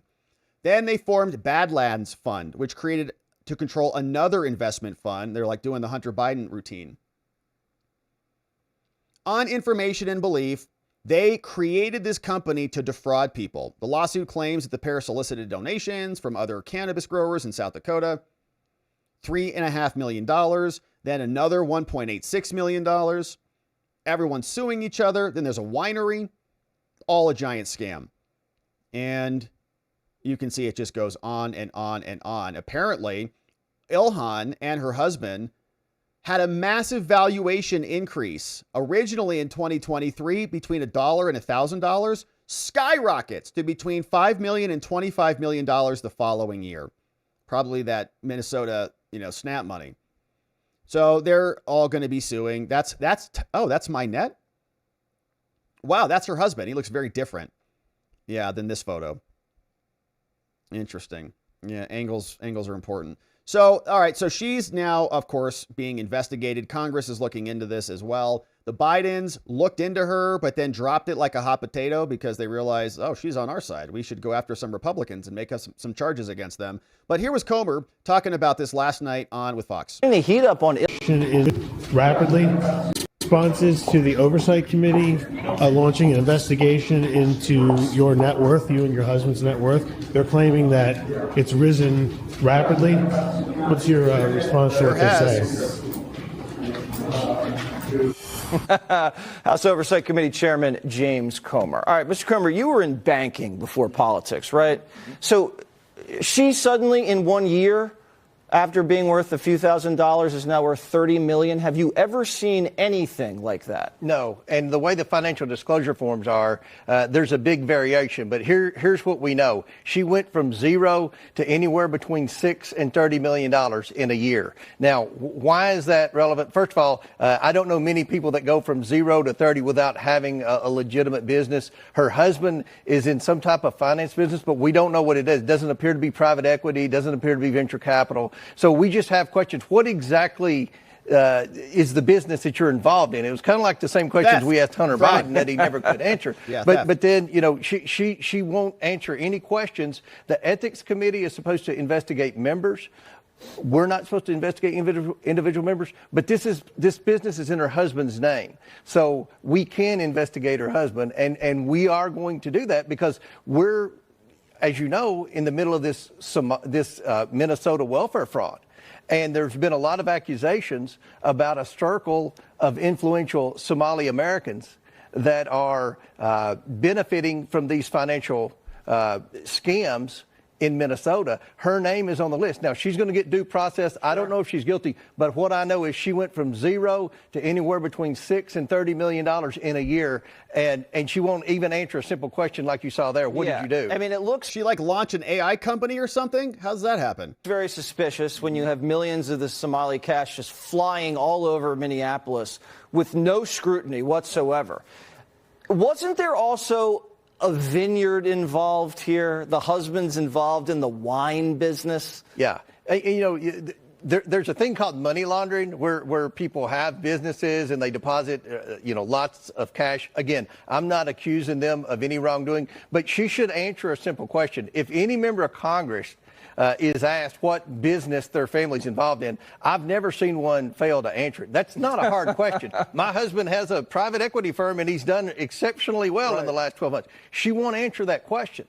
And everybody in America suspects foul play here. Right. And again, we're going to find out. It's not going to be hard to figure out what business he's in and where the money came from. So that's going to be a central part of our entire Minnesota fraud investigation, because she is the leader in Congress, in the district, in the congressional district, where the overwhelming majority of the welfare fraud is taking place. Yep. Her name, as well as the Attorney General Keith Ellison's name, have been mentioned as people of interest. I'll put it like that, Jesse. So we're gonna follow through on this, and I think she's gonna have some difficult questions to answer. All right. Well, if Omar starts painting and selling those pieces, I was just gonna say that. So Hunter, remember that James Comer. Let me let him finish his point.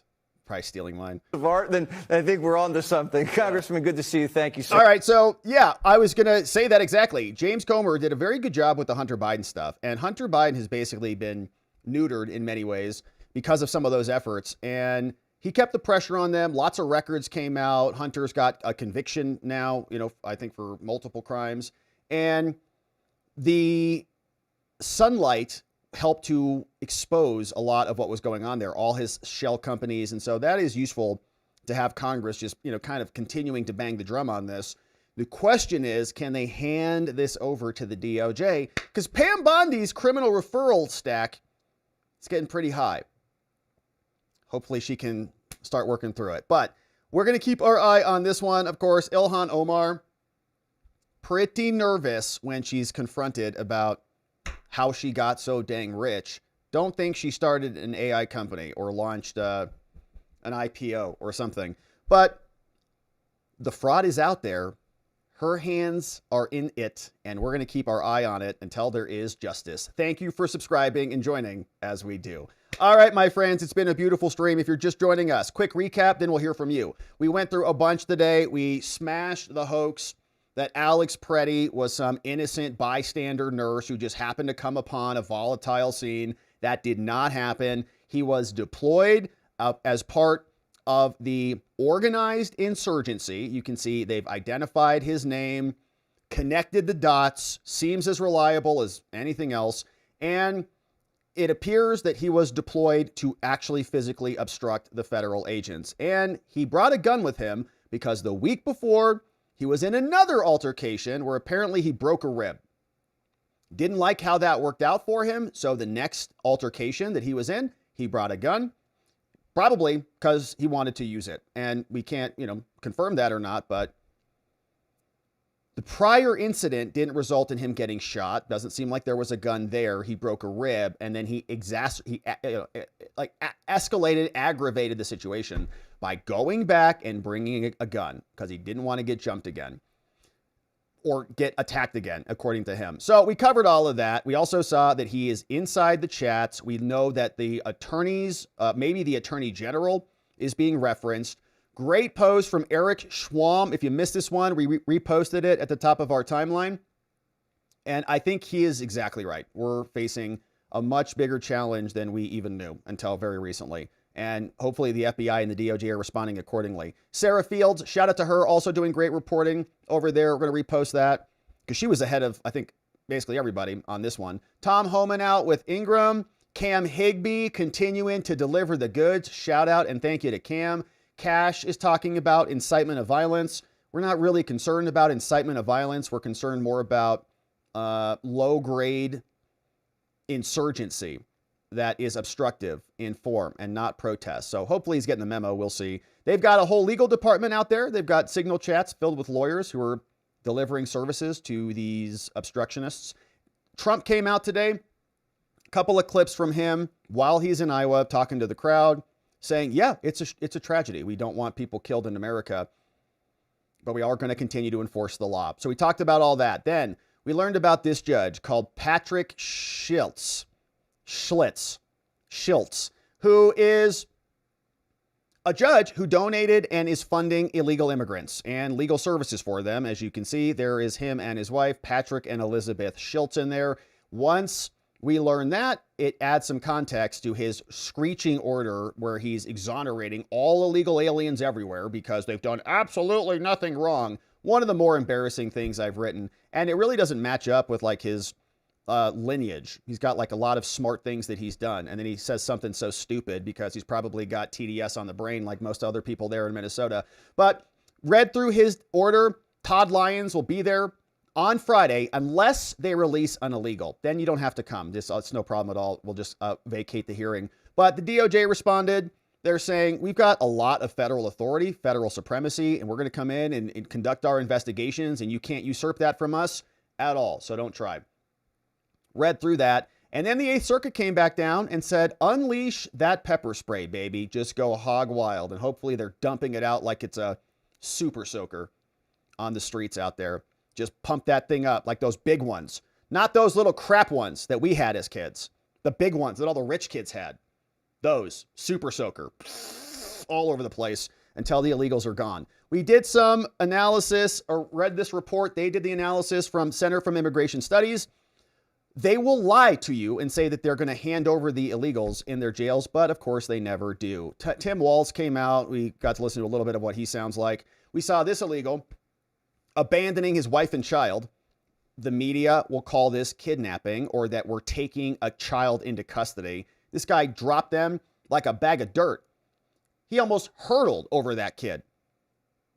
Bye, adios, gone. And then he got caught, and so they can go visit him in Guadalajara. So here's Tom Homan again, was out making light work of Mika Brzezinski and her husband, Joe.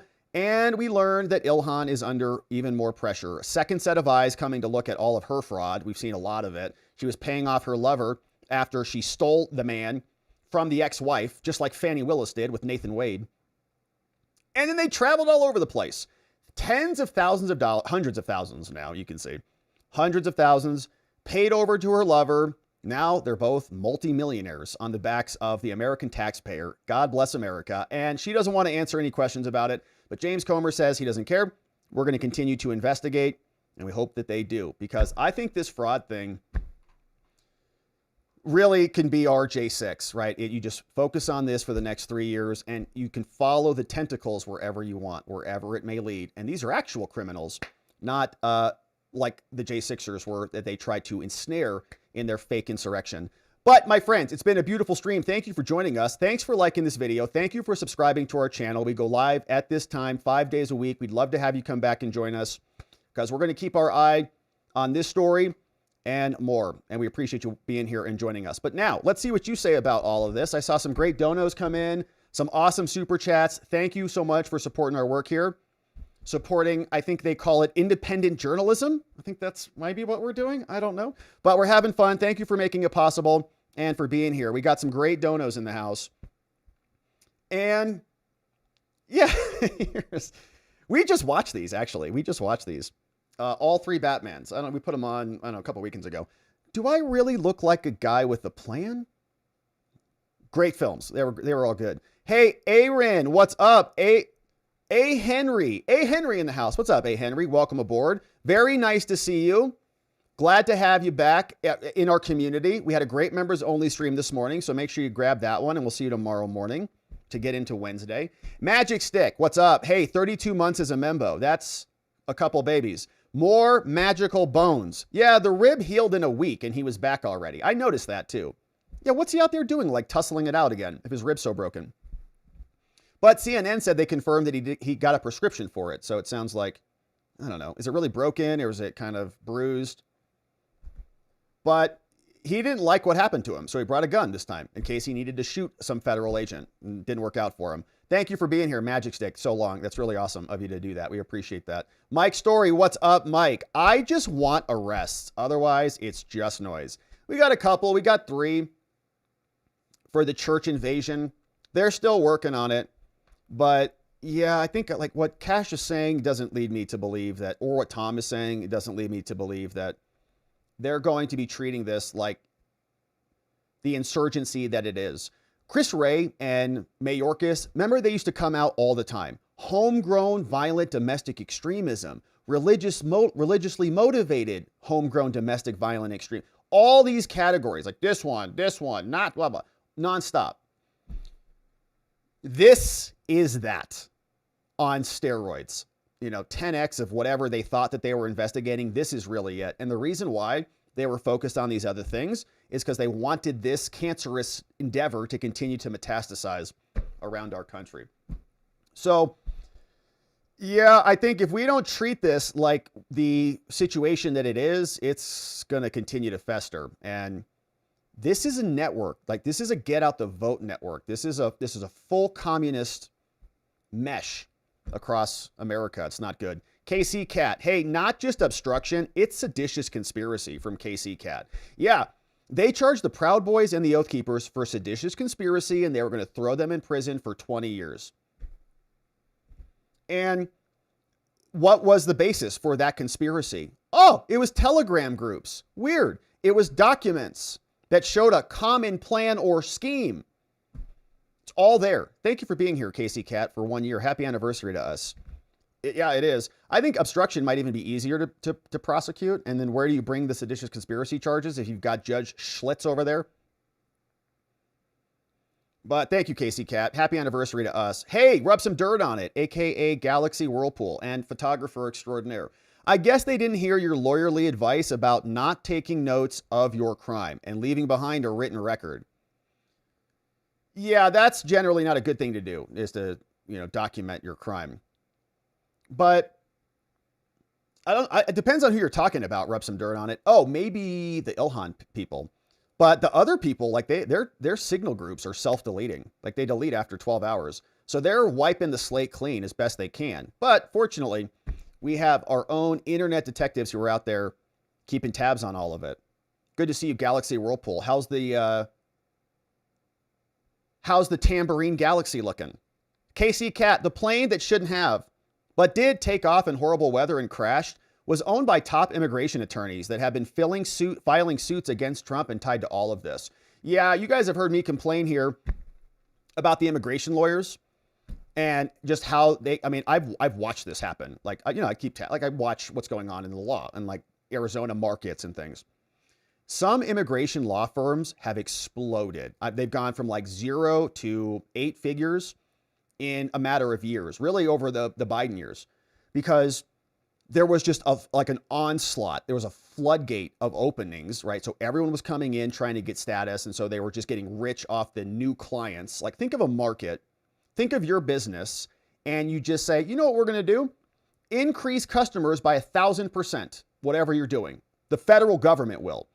Okay, think about that, what that will do for your business. Then Trump comes in, and now they're getting, fat off the back end. Now it's like, stop the deportations, you got to go hire them.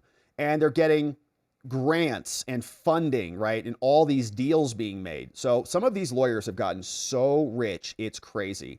And it's really, in my opinion, traitorous. It's like you're selling out your country. Yes, you'll go out there and be like, yeah, well, legal aliens and due process and all that crap. But you're facilitating the invasion of the country and you're getting rich off of it. So I don't know if that's what these guys were doing, but people are asking, like, how do lawyers have private jets? This is why. Tens of millions of dollars off the immigration market.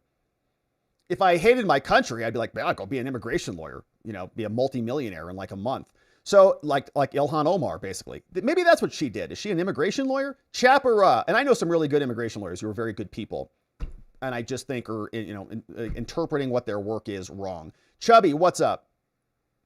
Maybe I'm being too generous to cash. And Chapara, thank you for becoming a member, Chapara. Hopefully didn't skip over that one. We appreciate you. Thank you for becoming a member. Grab the morning stream, and we'll see you tomorrow on the morning stream. Chubby, maybe I'm being too generous to cash, but I think it'd be prudent to not lay out all they're looking for in the signal chats. They could be making sound as if they're only looking for violence, but that could actually be trying to spook everyone while collecting more RICO evidence. Like I said, I might be giving Cash and his FBI too much credit, but I like my glasses half full today. Love it, Chubby. We'll stay positive. Yeah. I hope that's happening. I mean, we're waiting on like multiple conspiracy and multiple RICO cases. Like we're all just kind of like waiting on that. Like a lot of the statute of limitations expired for the J6 stuff, but Harmeet came out and said, well, we're going to have, a conspiracy case coming. So like a lot of eggs in our basket are all in the RICO and the conspiracy basket. But I want a resounding response. I want like a J6 style response. And we're not getting that. So maybe we will from Cash, but we hope so. And we want them to succeed, right? So we don't want to be doomerism or blue pill because our players are Pam. Our players are Cash. I know people want Pam to go. Who do you want to come in and replace Pam? We can't even get U.S. attorneys confirmed. So who do you think that they're going to nominate and get through? If it's not Pam, it's going to be somebody much worse than Pam. It'll be like Bill Barr, just like they did last time. So King of Biltong, this isn't just, so we need to support our players to get them, through constructive criticism and feedback to play better rather than just tearing everybody down. But at the same time, like we need to really, do you see what's happening out there, Cash? Do you see? It's an insurgency. They're networked. Wake up. King of Biltong. This isn't just biltong. It's not. It's premium meat, real craftsmanship, and clean ingredients.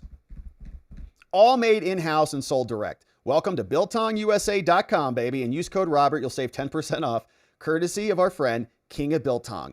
Get premium meat. Don't get garbage meat. Chubby, sure seems to me like these activist judges must have gone through the same training as those MN legal observers with their blatantly obvious biased and erroneous rulings that they like the feigned ignorance over when reversed. Yeah, it's the same strategy, Chubby. It just is slowing down the process and gumming up the process. Like these judges know that they're going to get reversed. These orders are insane, but they don't care. There's no consequences to them. They're permanently ensconced on their bench in their robes. Can't do anything.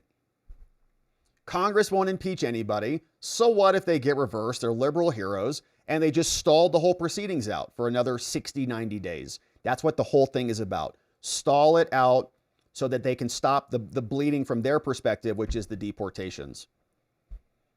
So while the deployed and let's say anti-ICE people, while they go out and they do I'm dumb, I'm just standing in the road, I'm just filming, I'm a legal observer, I'm allowed to be here. And then they shove them out of the way and they just waltz right back into the road.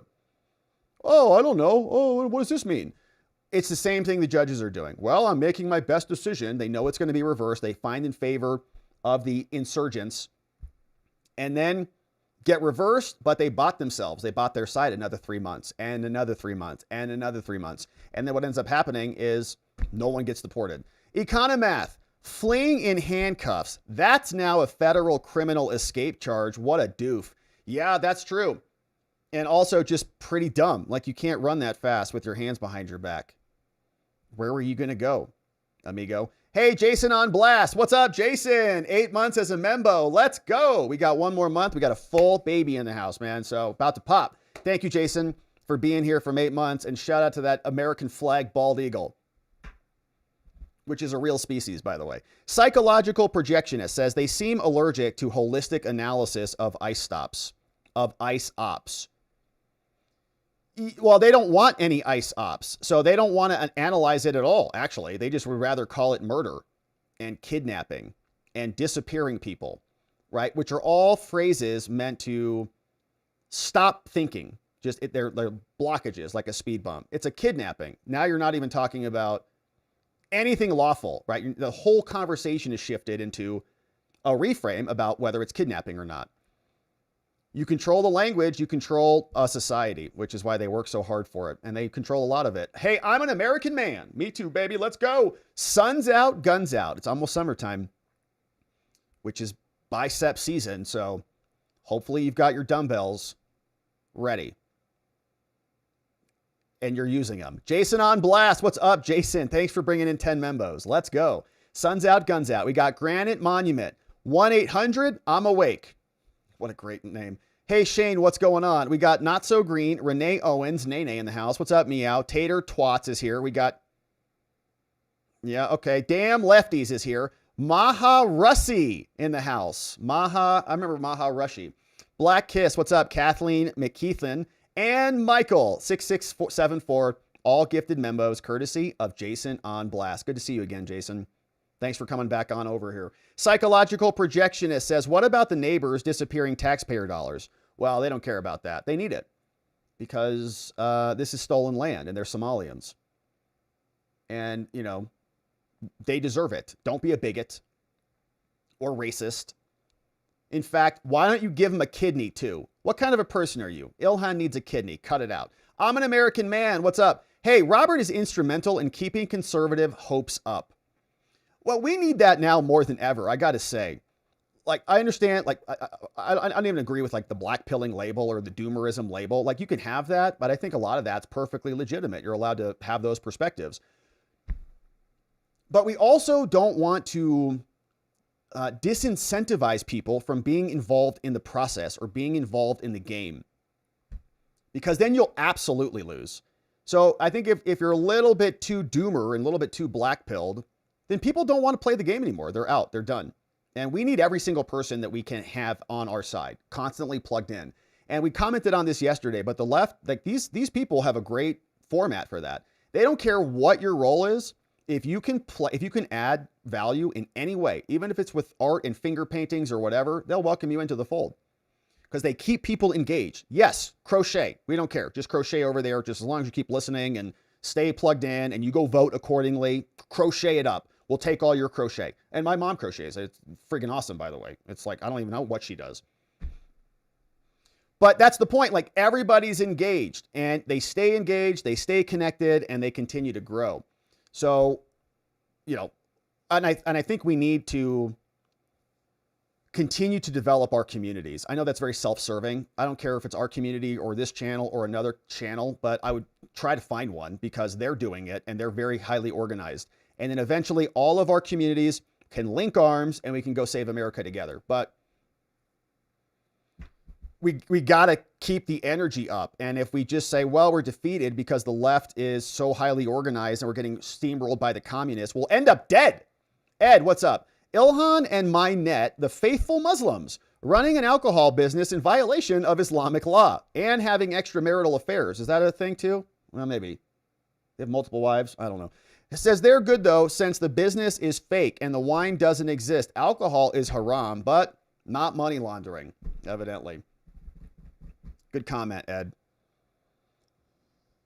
I think a lot of them are just actors, just playing a role. And she's exploiting her own people. She doesn't care about the Somalians. Hey, Cliff Norman. Rob, getting rid of the worst is not enough. I agree with that. Yeah, worst of the worst changes the story. That means those who are not the worst of the worst, but they're still pretty bad, get to stay. And those who are, you know, inconvenient and a drain on society, they also get to stay. And then the good people get to stay too, which is like, that's a bunch of classes that we don't want here. Democrats are losing House seats and electoral votes to red states. Dems want the illegals to be included in the 2030 census. California lost their first seat since 1850 in the 2020 census. This is about power, not the illegals. Democrats see the illegals as a means to an end, and the end is about power. Trump tried in 2020 to end counting of illegals in the census, but SCOTUS and Roberts allowed that to happen. Yeah. And that's right. They just need warm bodies. The census doesn't count citizens. It counts bodies. So just shove a bunch of illegals over there. They get more congressional seats. They get more funding. They get more power. And the scam continues. Cliff, the Mexican government has 50 consulates in the U.S. And according to Peter Schweitzer, they are coordinating with leftist NGOs to supply the resistance, I'm sure. Across America, again, many people in Mexico think that we're on their land. We stole it from them. and the Treaty of Guadalupe Hidalgo was a theft. So they want to come and reclaim it, saying they're blatantly interfering in our domestic politics. They call it the Reconquista, reconquering lost territory in the USA. Yep, we've been banging the drum on that for a while. I've known that in Arizona since I'm in high school. Been following it since I'm in high school. And now they're getting political power because our stupid politicians have not done anything to stop it. Chubby says, okay, so according to Mika and Joe, a crowd rushing into a church yelling and screaming is peaceful, but parking outside a church on a public street is violent. Yeah, because it's ICE agents doing it on the one hand, and it's dans les mains on the other hand, who's a gay black man who Mika really loves. So turns out, Ed says, Tim is Ilhan's brother. Tim Walz. There's not really much resemblance there between the two, but yeah, maybe.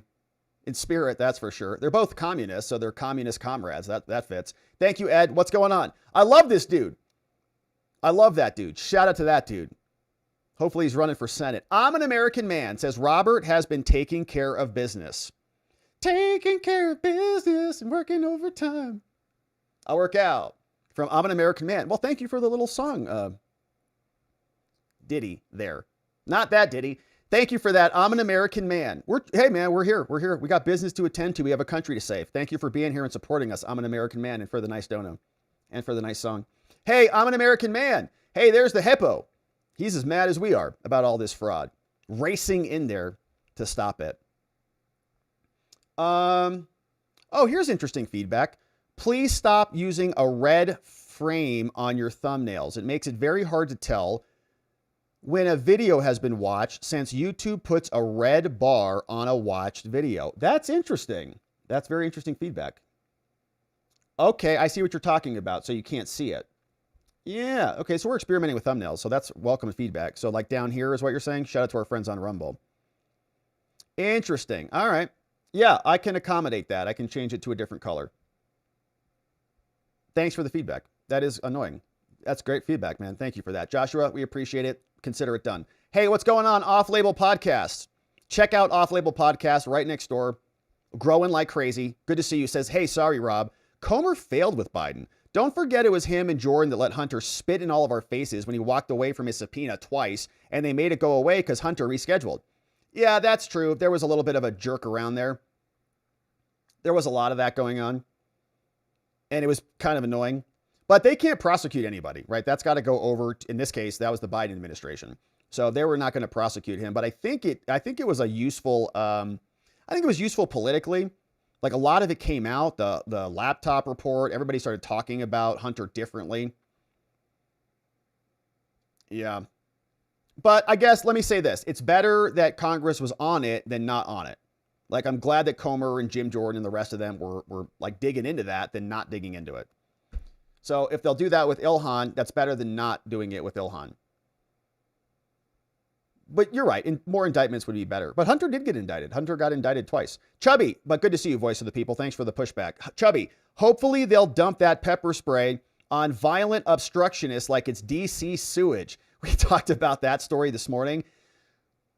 Oh my gosh. DC is like a literal sewer. We read through it. I think they're E. coli. So there was a sewage leak in DC if you missed the story. And some valve broke and all of the sewage from Jerry Nadler's toilet leaked into the Potomac. And the E. coli, it's like 10 or 12,000 times what the standard number is. Like, it's not like 3 times. It's like 10,000 times.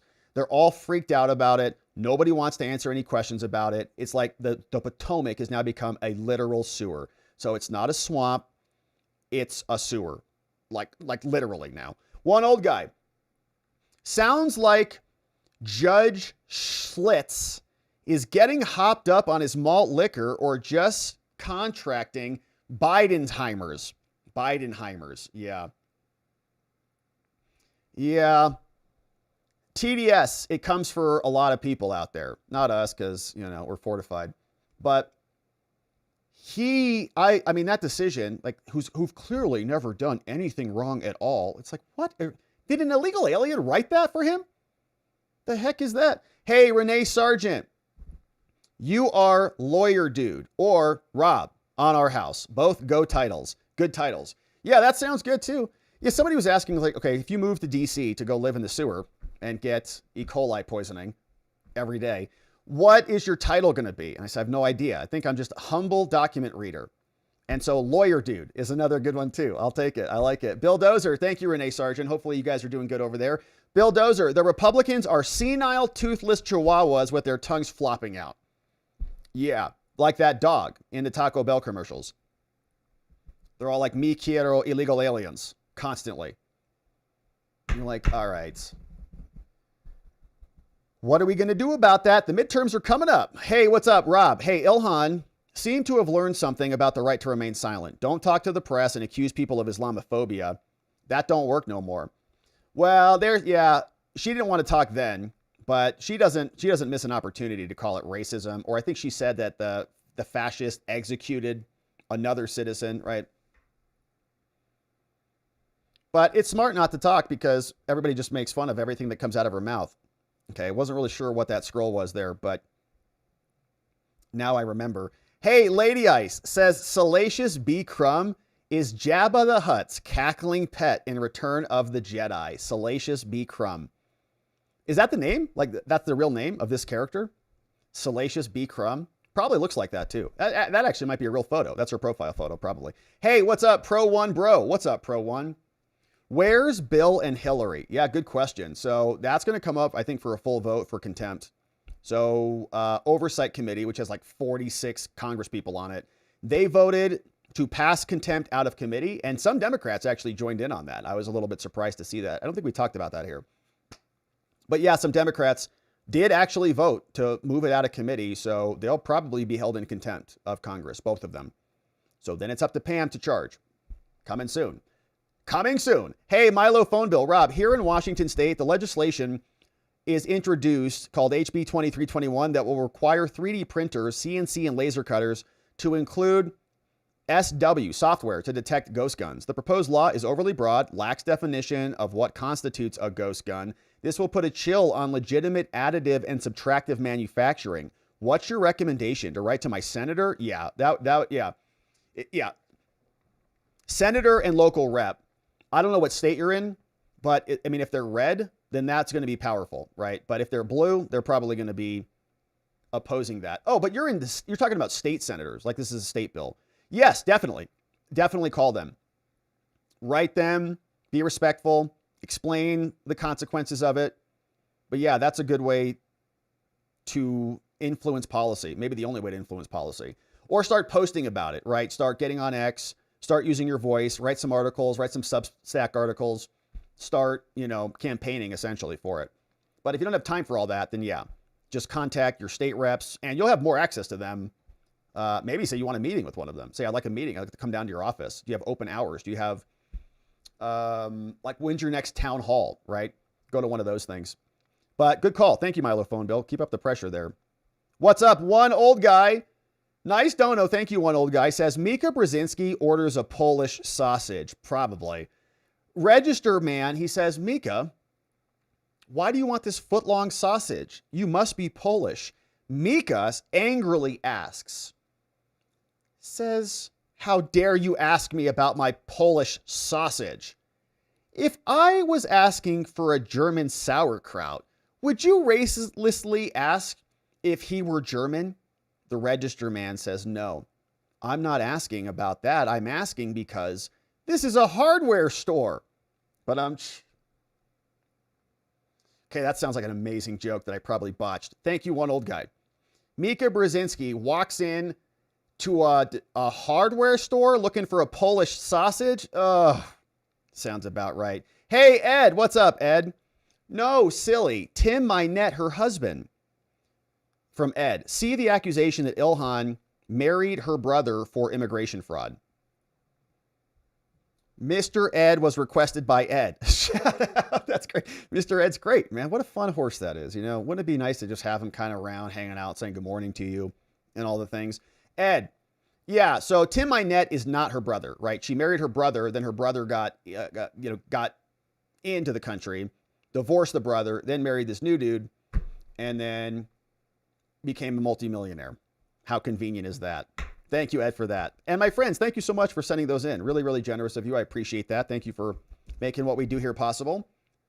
We appreciate you. Let's take some locals comments. What's cracking over here?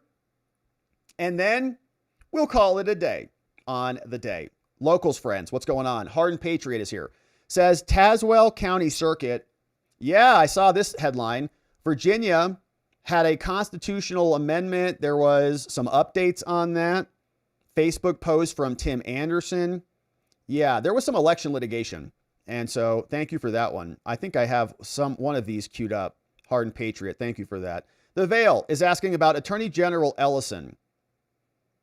ICE needs to stop letting these protesters go. Needs to start arresting and putting the protesters in jail, along with interviews to open up the networks to get evidence to arrest the leaders and the payers and the people funding this operation.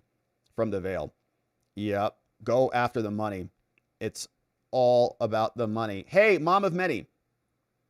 This is from one of the forums you shared. I highlighted the alarming preamble to the submission form. It says domestic communists are gathering intel about city and county staff cooperating with federal law enforcement to share with elected officials. How is this not an insurrection? Make it make sense. Twin Cities is gathering media of city and county staff aiding ICE in their operations so that they can harass the city officials. Yeah, it's a full-blown insurgency trying to interfere with the operation of the law. Mom of Many. Cash and Pam better wake up. Otherwise, they're going to get rolled. Renee Sargent says, as a retired SF Chief Warrant Officer 3, I agree with the Chief Warrant Officer 4. An SF warrant is second in command or the commander of a Special Forces A team on the ground alone with only 10 to 12 men. Senior CW3s and CW4s. Wow, this is amazing. So you're a retired Special Forces Chief Warrant Officer 3? CW3? I didn't know that, Renee. You've been hiding out on us, man. Senior CW3 and CW4s work on senior staffs from battalion to command. This is what we were actually trained to run these operations, and he is speaking from experience hunting them down. I retired before 9/11. Man, N. Decker agreeing with this one. Thank you for your service and the information. Man, Renee Sargent, thank you, man, for that. That's very interesting to know. That's why you're so cool, isn't it? Hey, what's going on? The Veil. Isn't our country at the stage where DHS and Border Patrol can now arrest judges? No, not really. What would the charges be?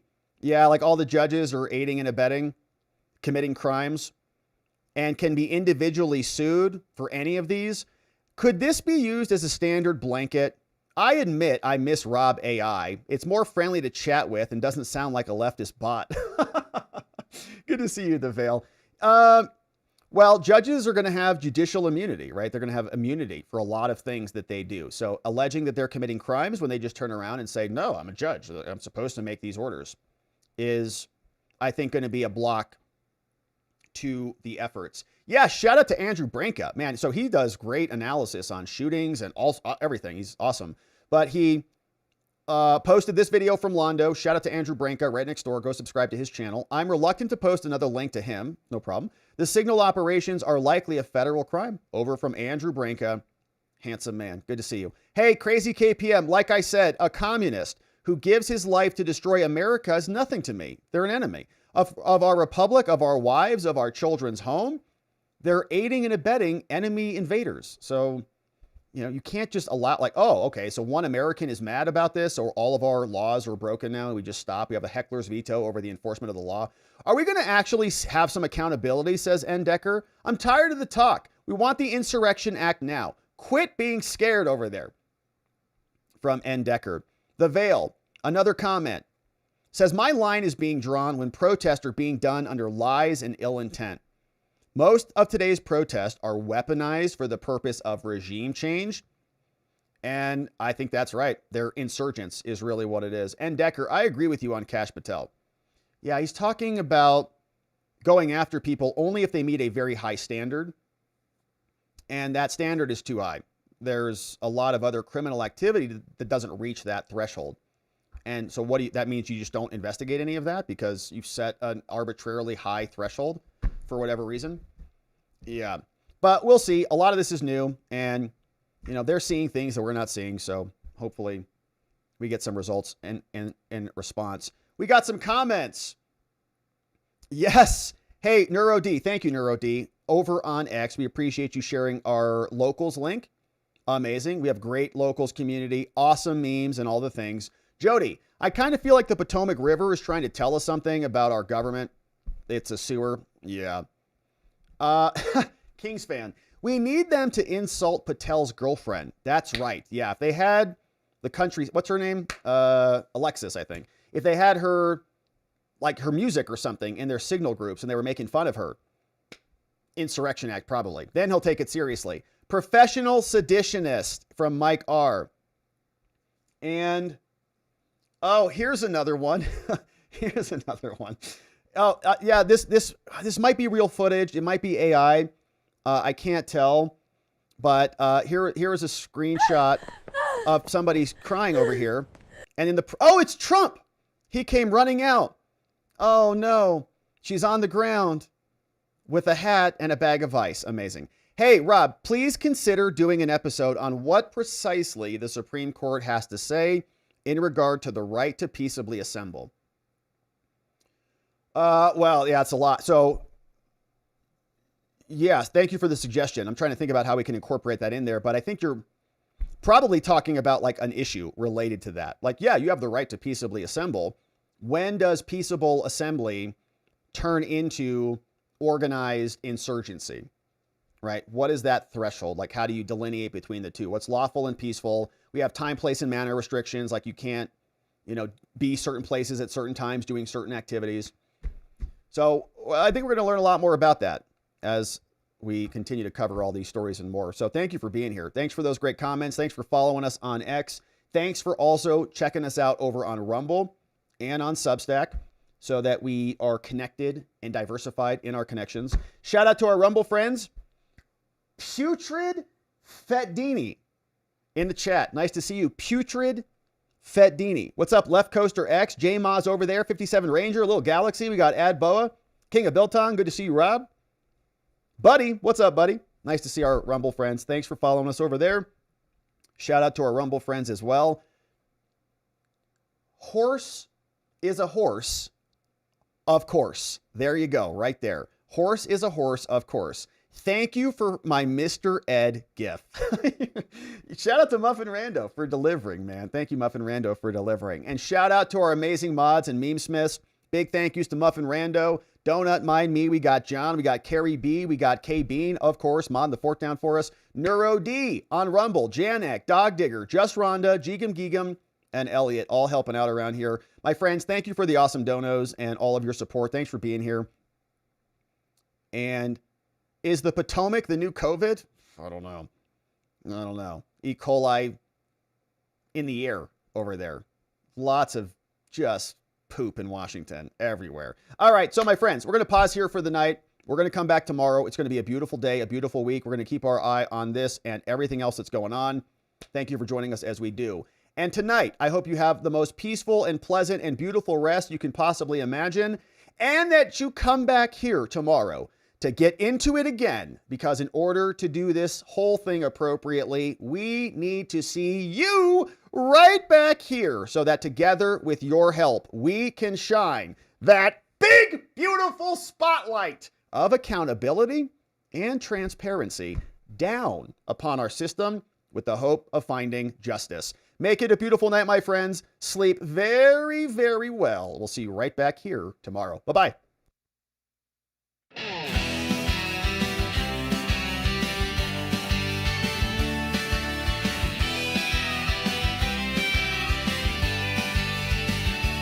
Thanks for watching, my beautiful friends. Now it's that time where the stream must end. You brought the heat with every chat and line. Together we expose corruption. One more time we dove in the truth where the media hides. Lit up the lies with receipts on all sides. The fight isn't over, but we made them sweat. We ain't done yet, no, not just yet. Because together we are watching the watchers. Truth on our side. Watching the watchers. We won't be denied. Watching the watchers. Eyes open wide. Fighting for freedom with nothing to hide.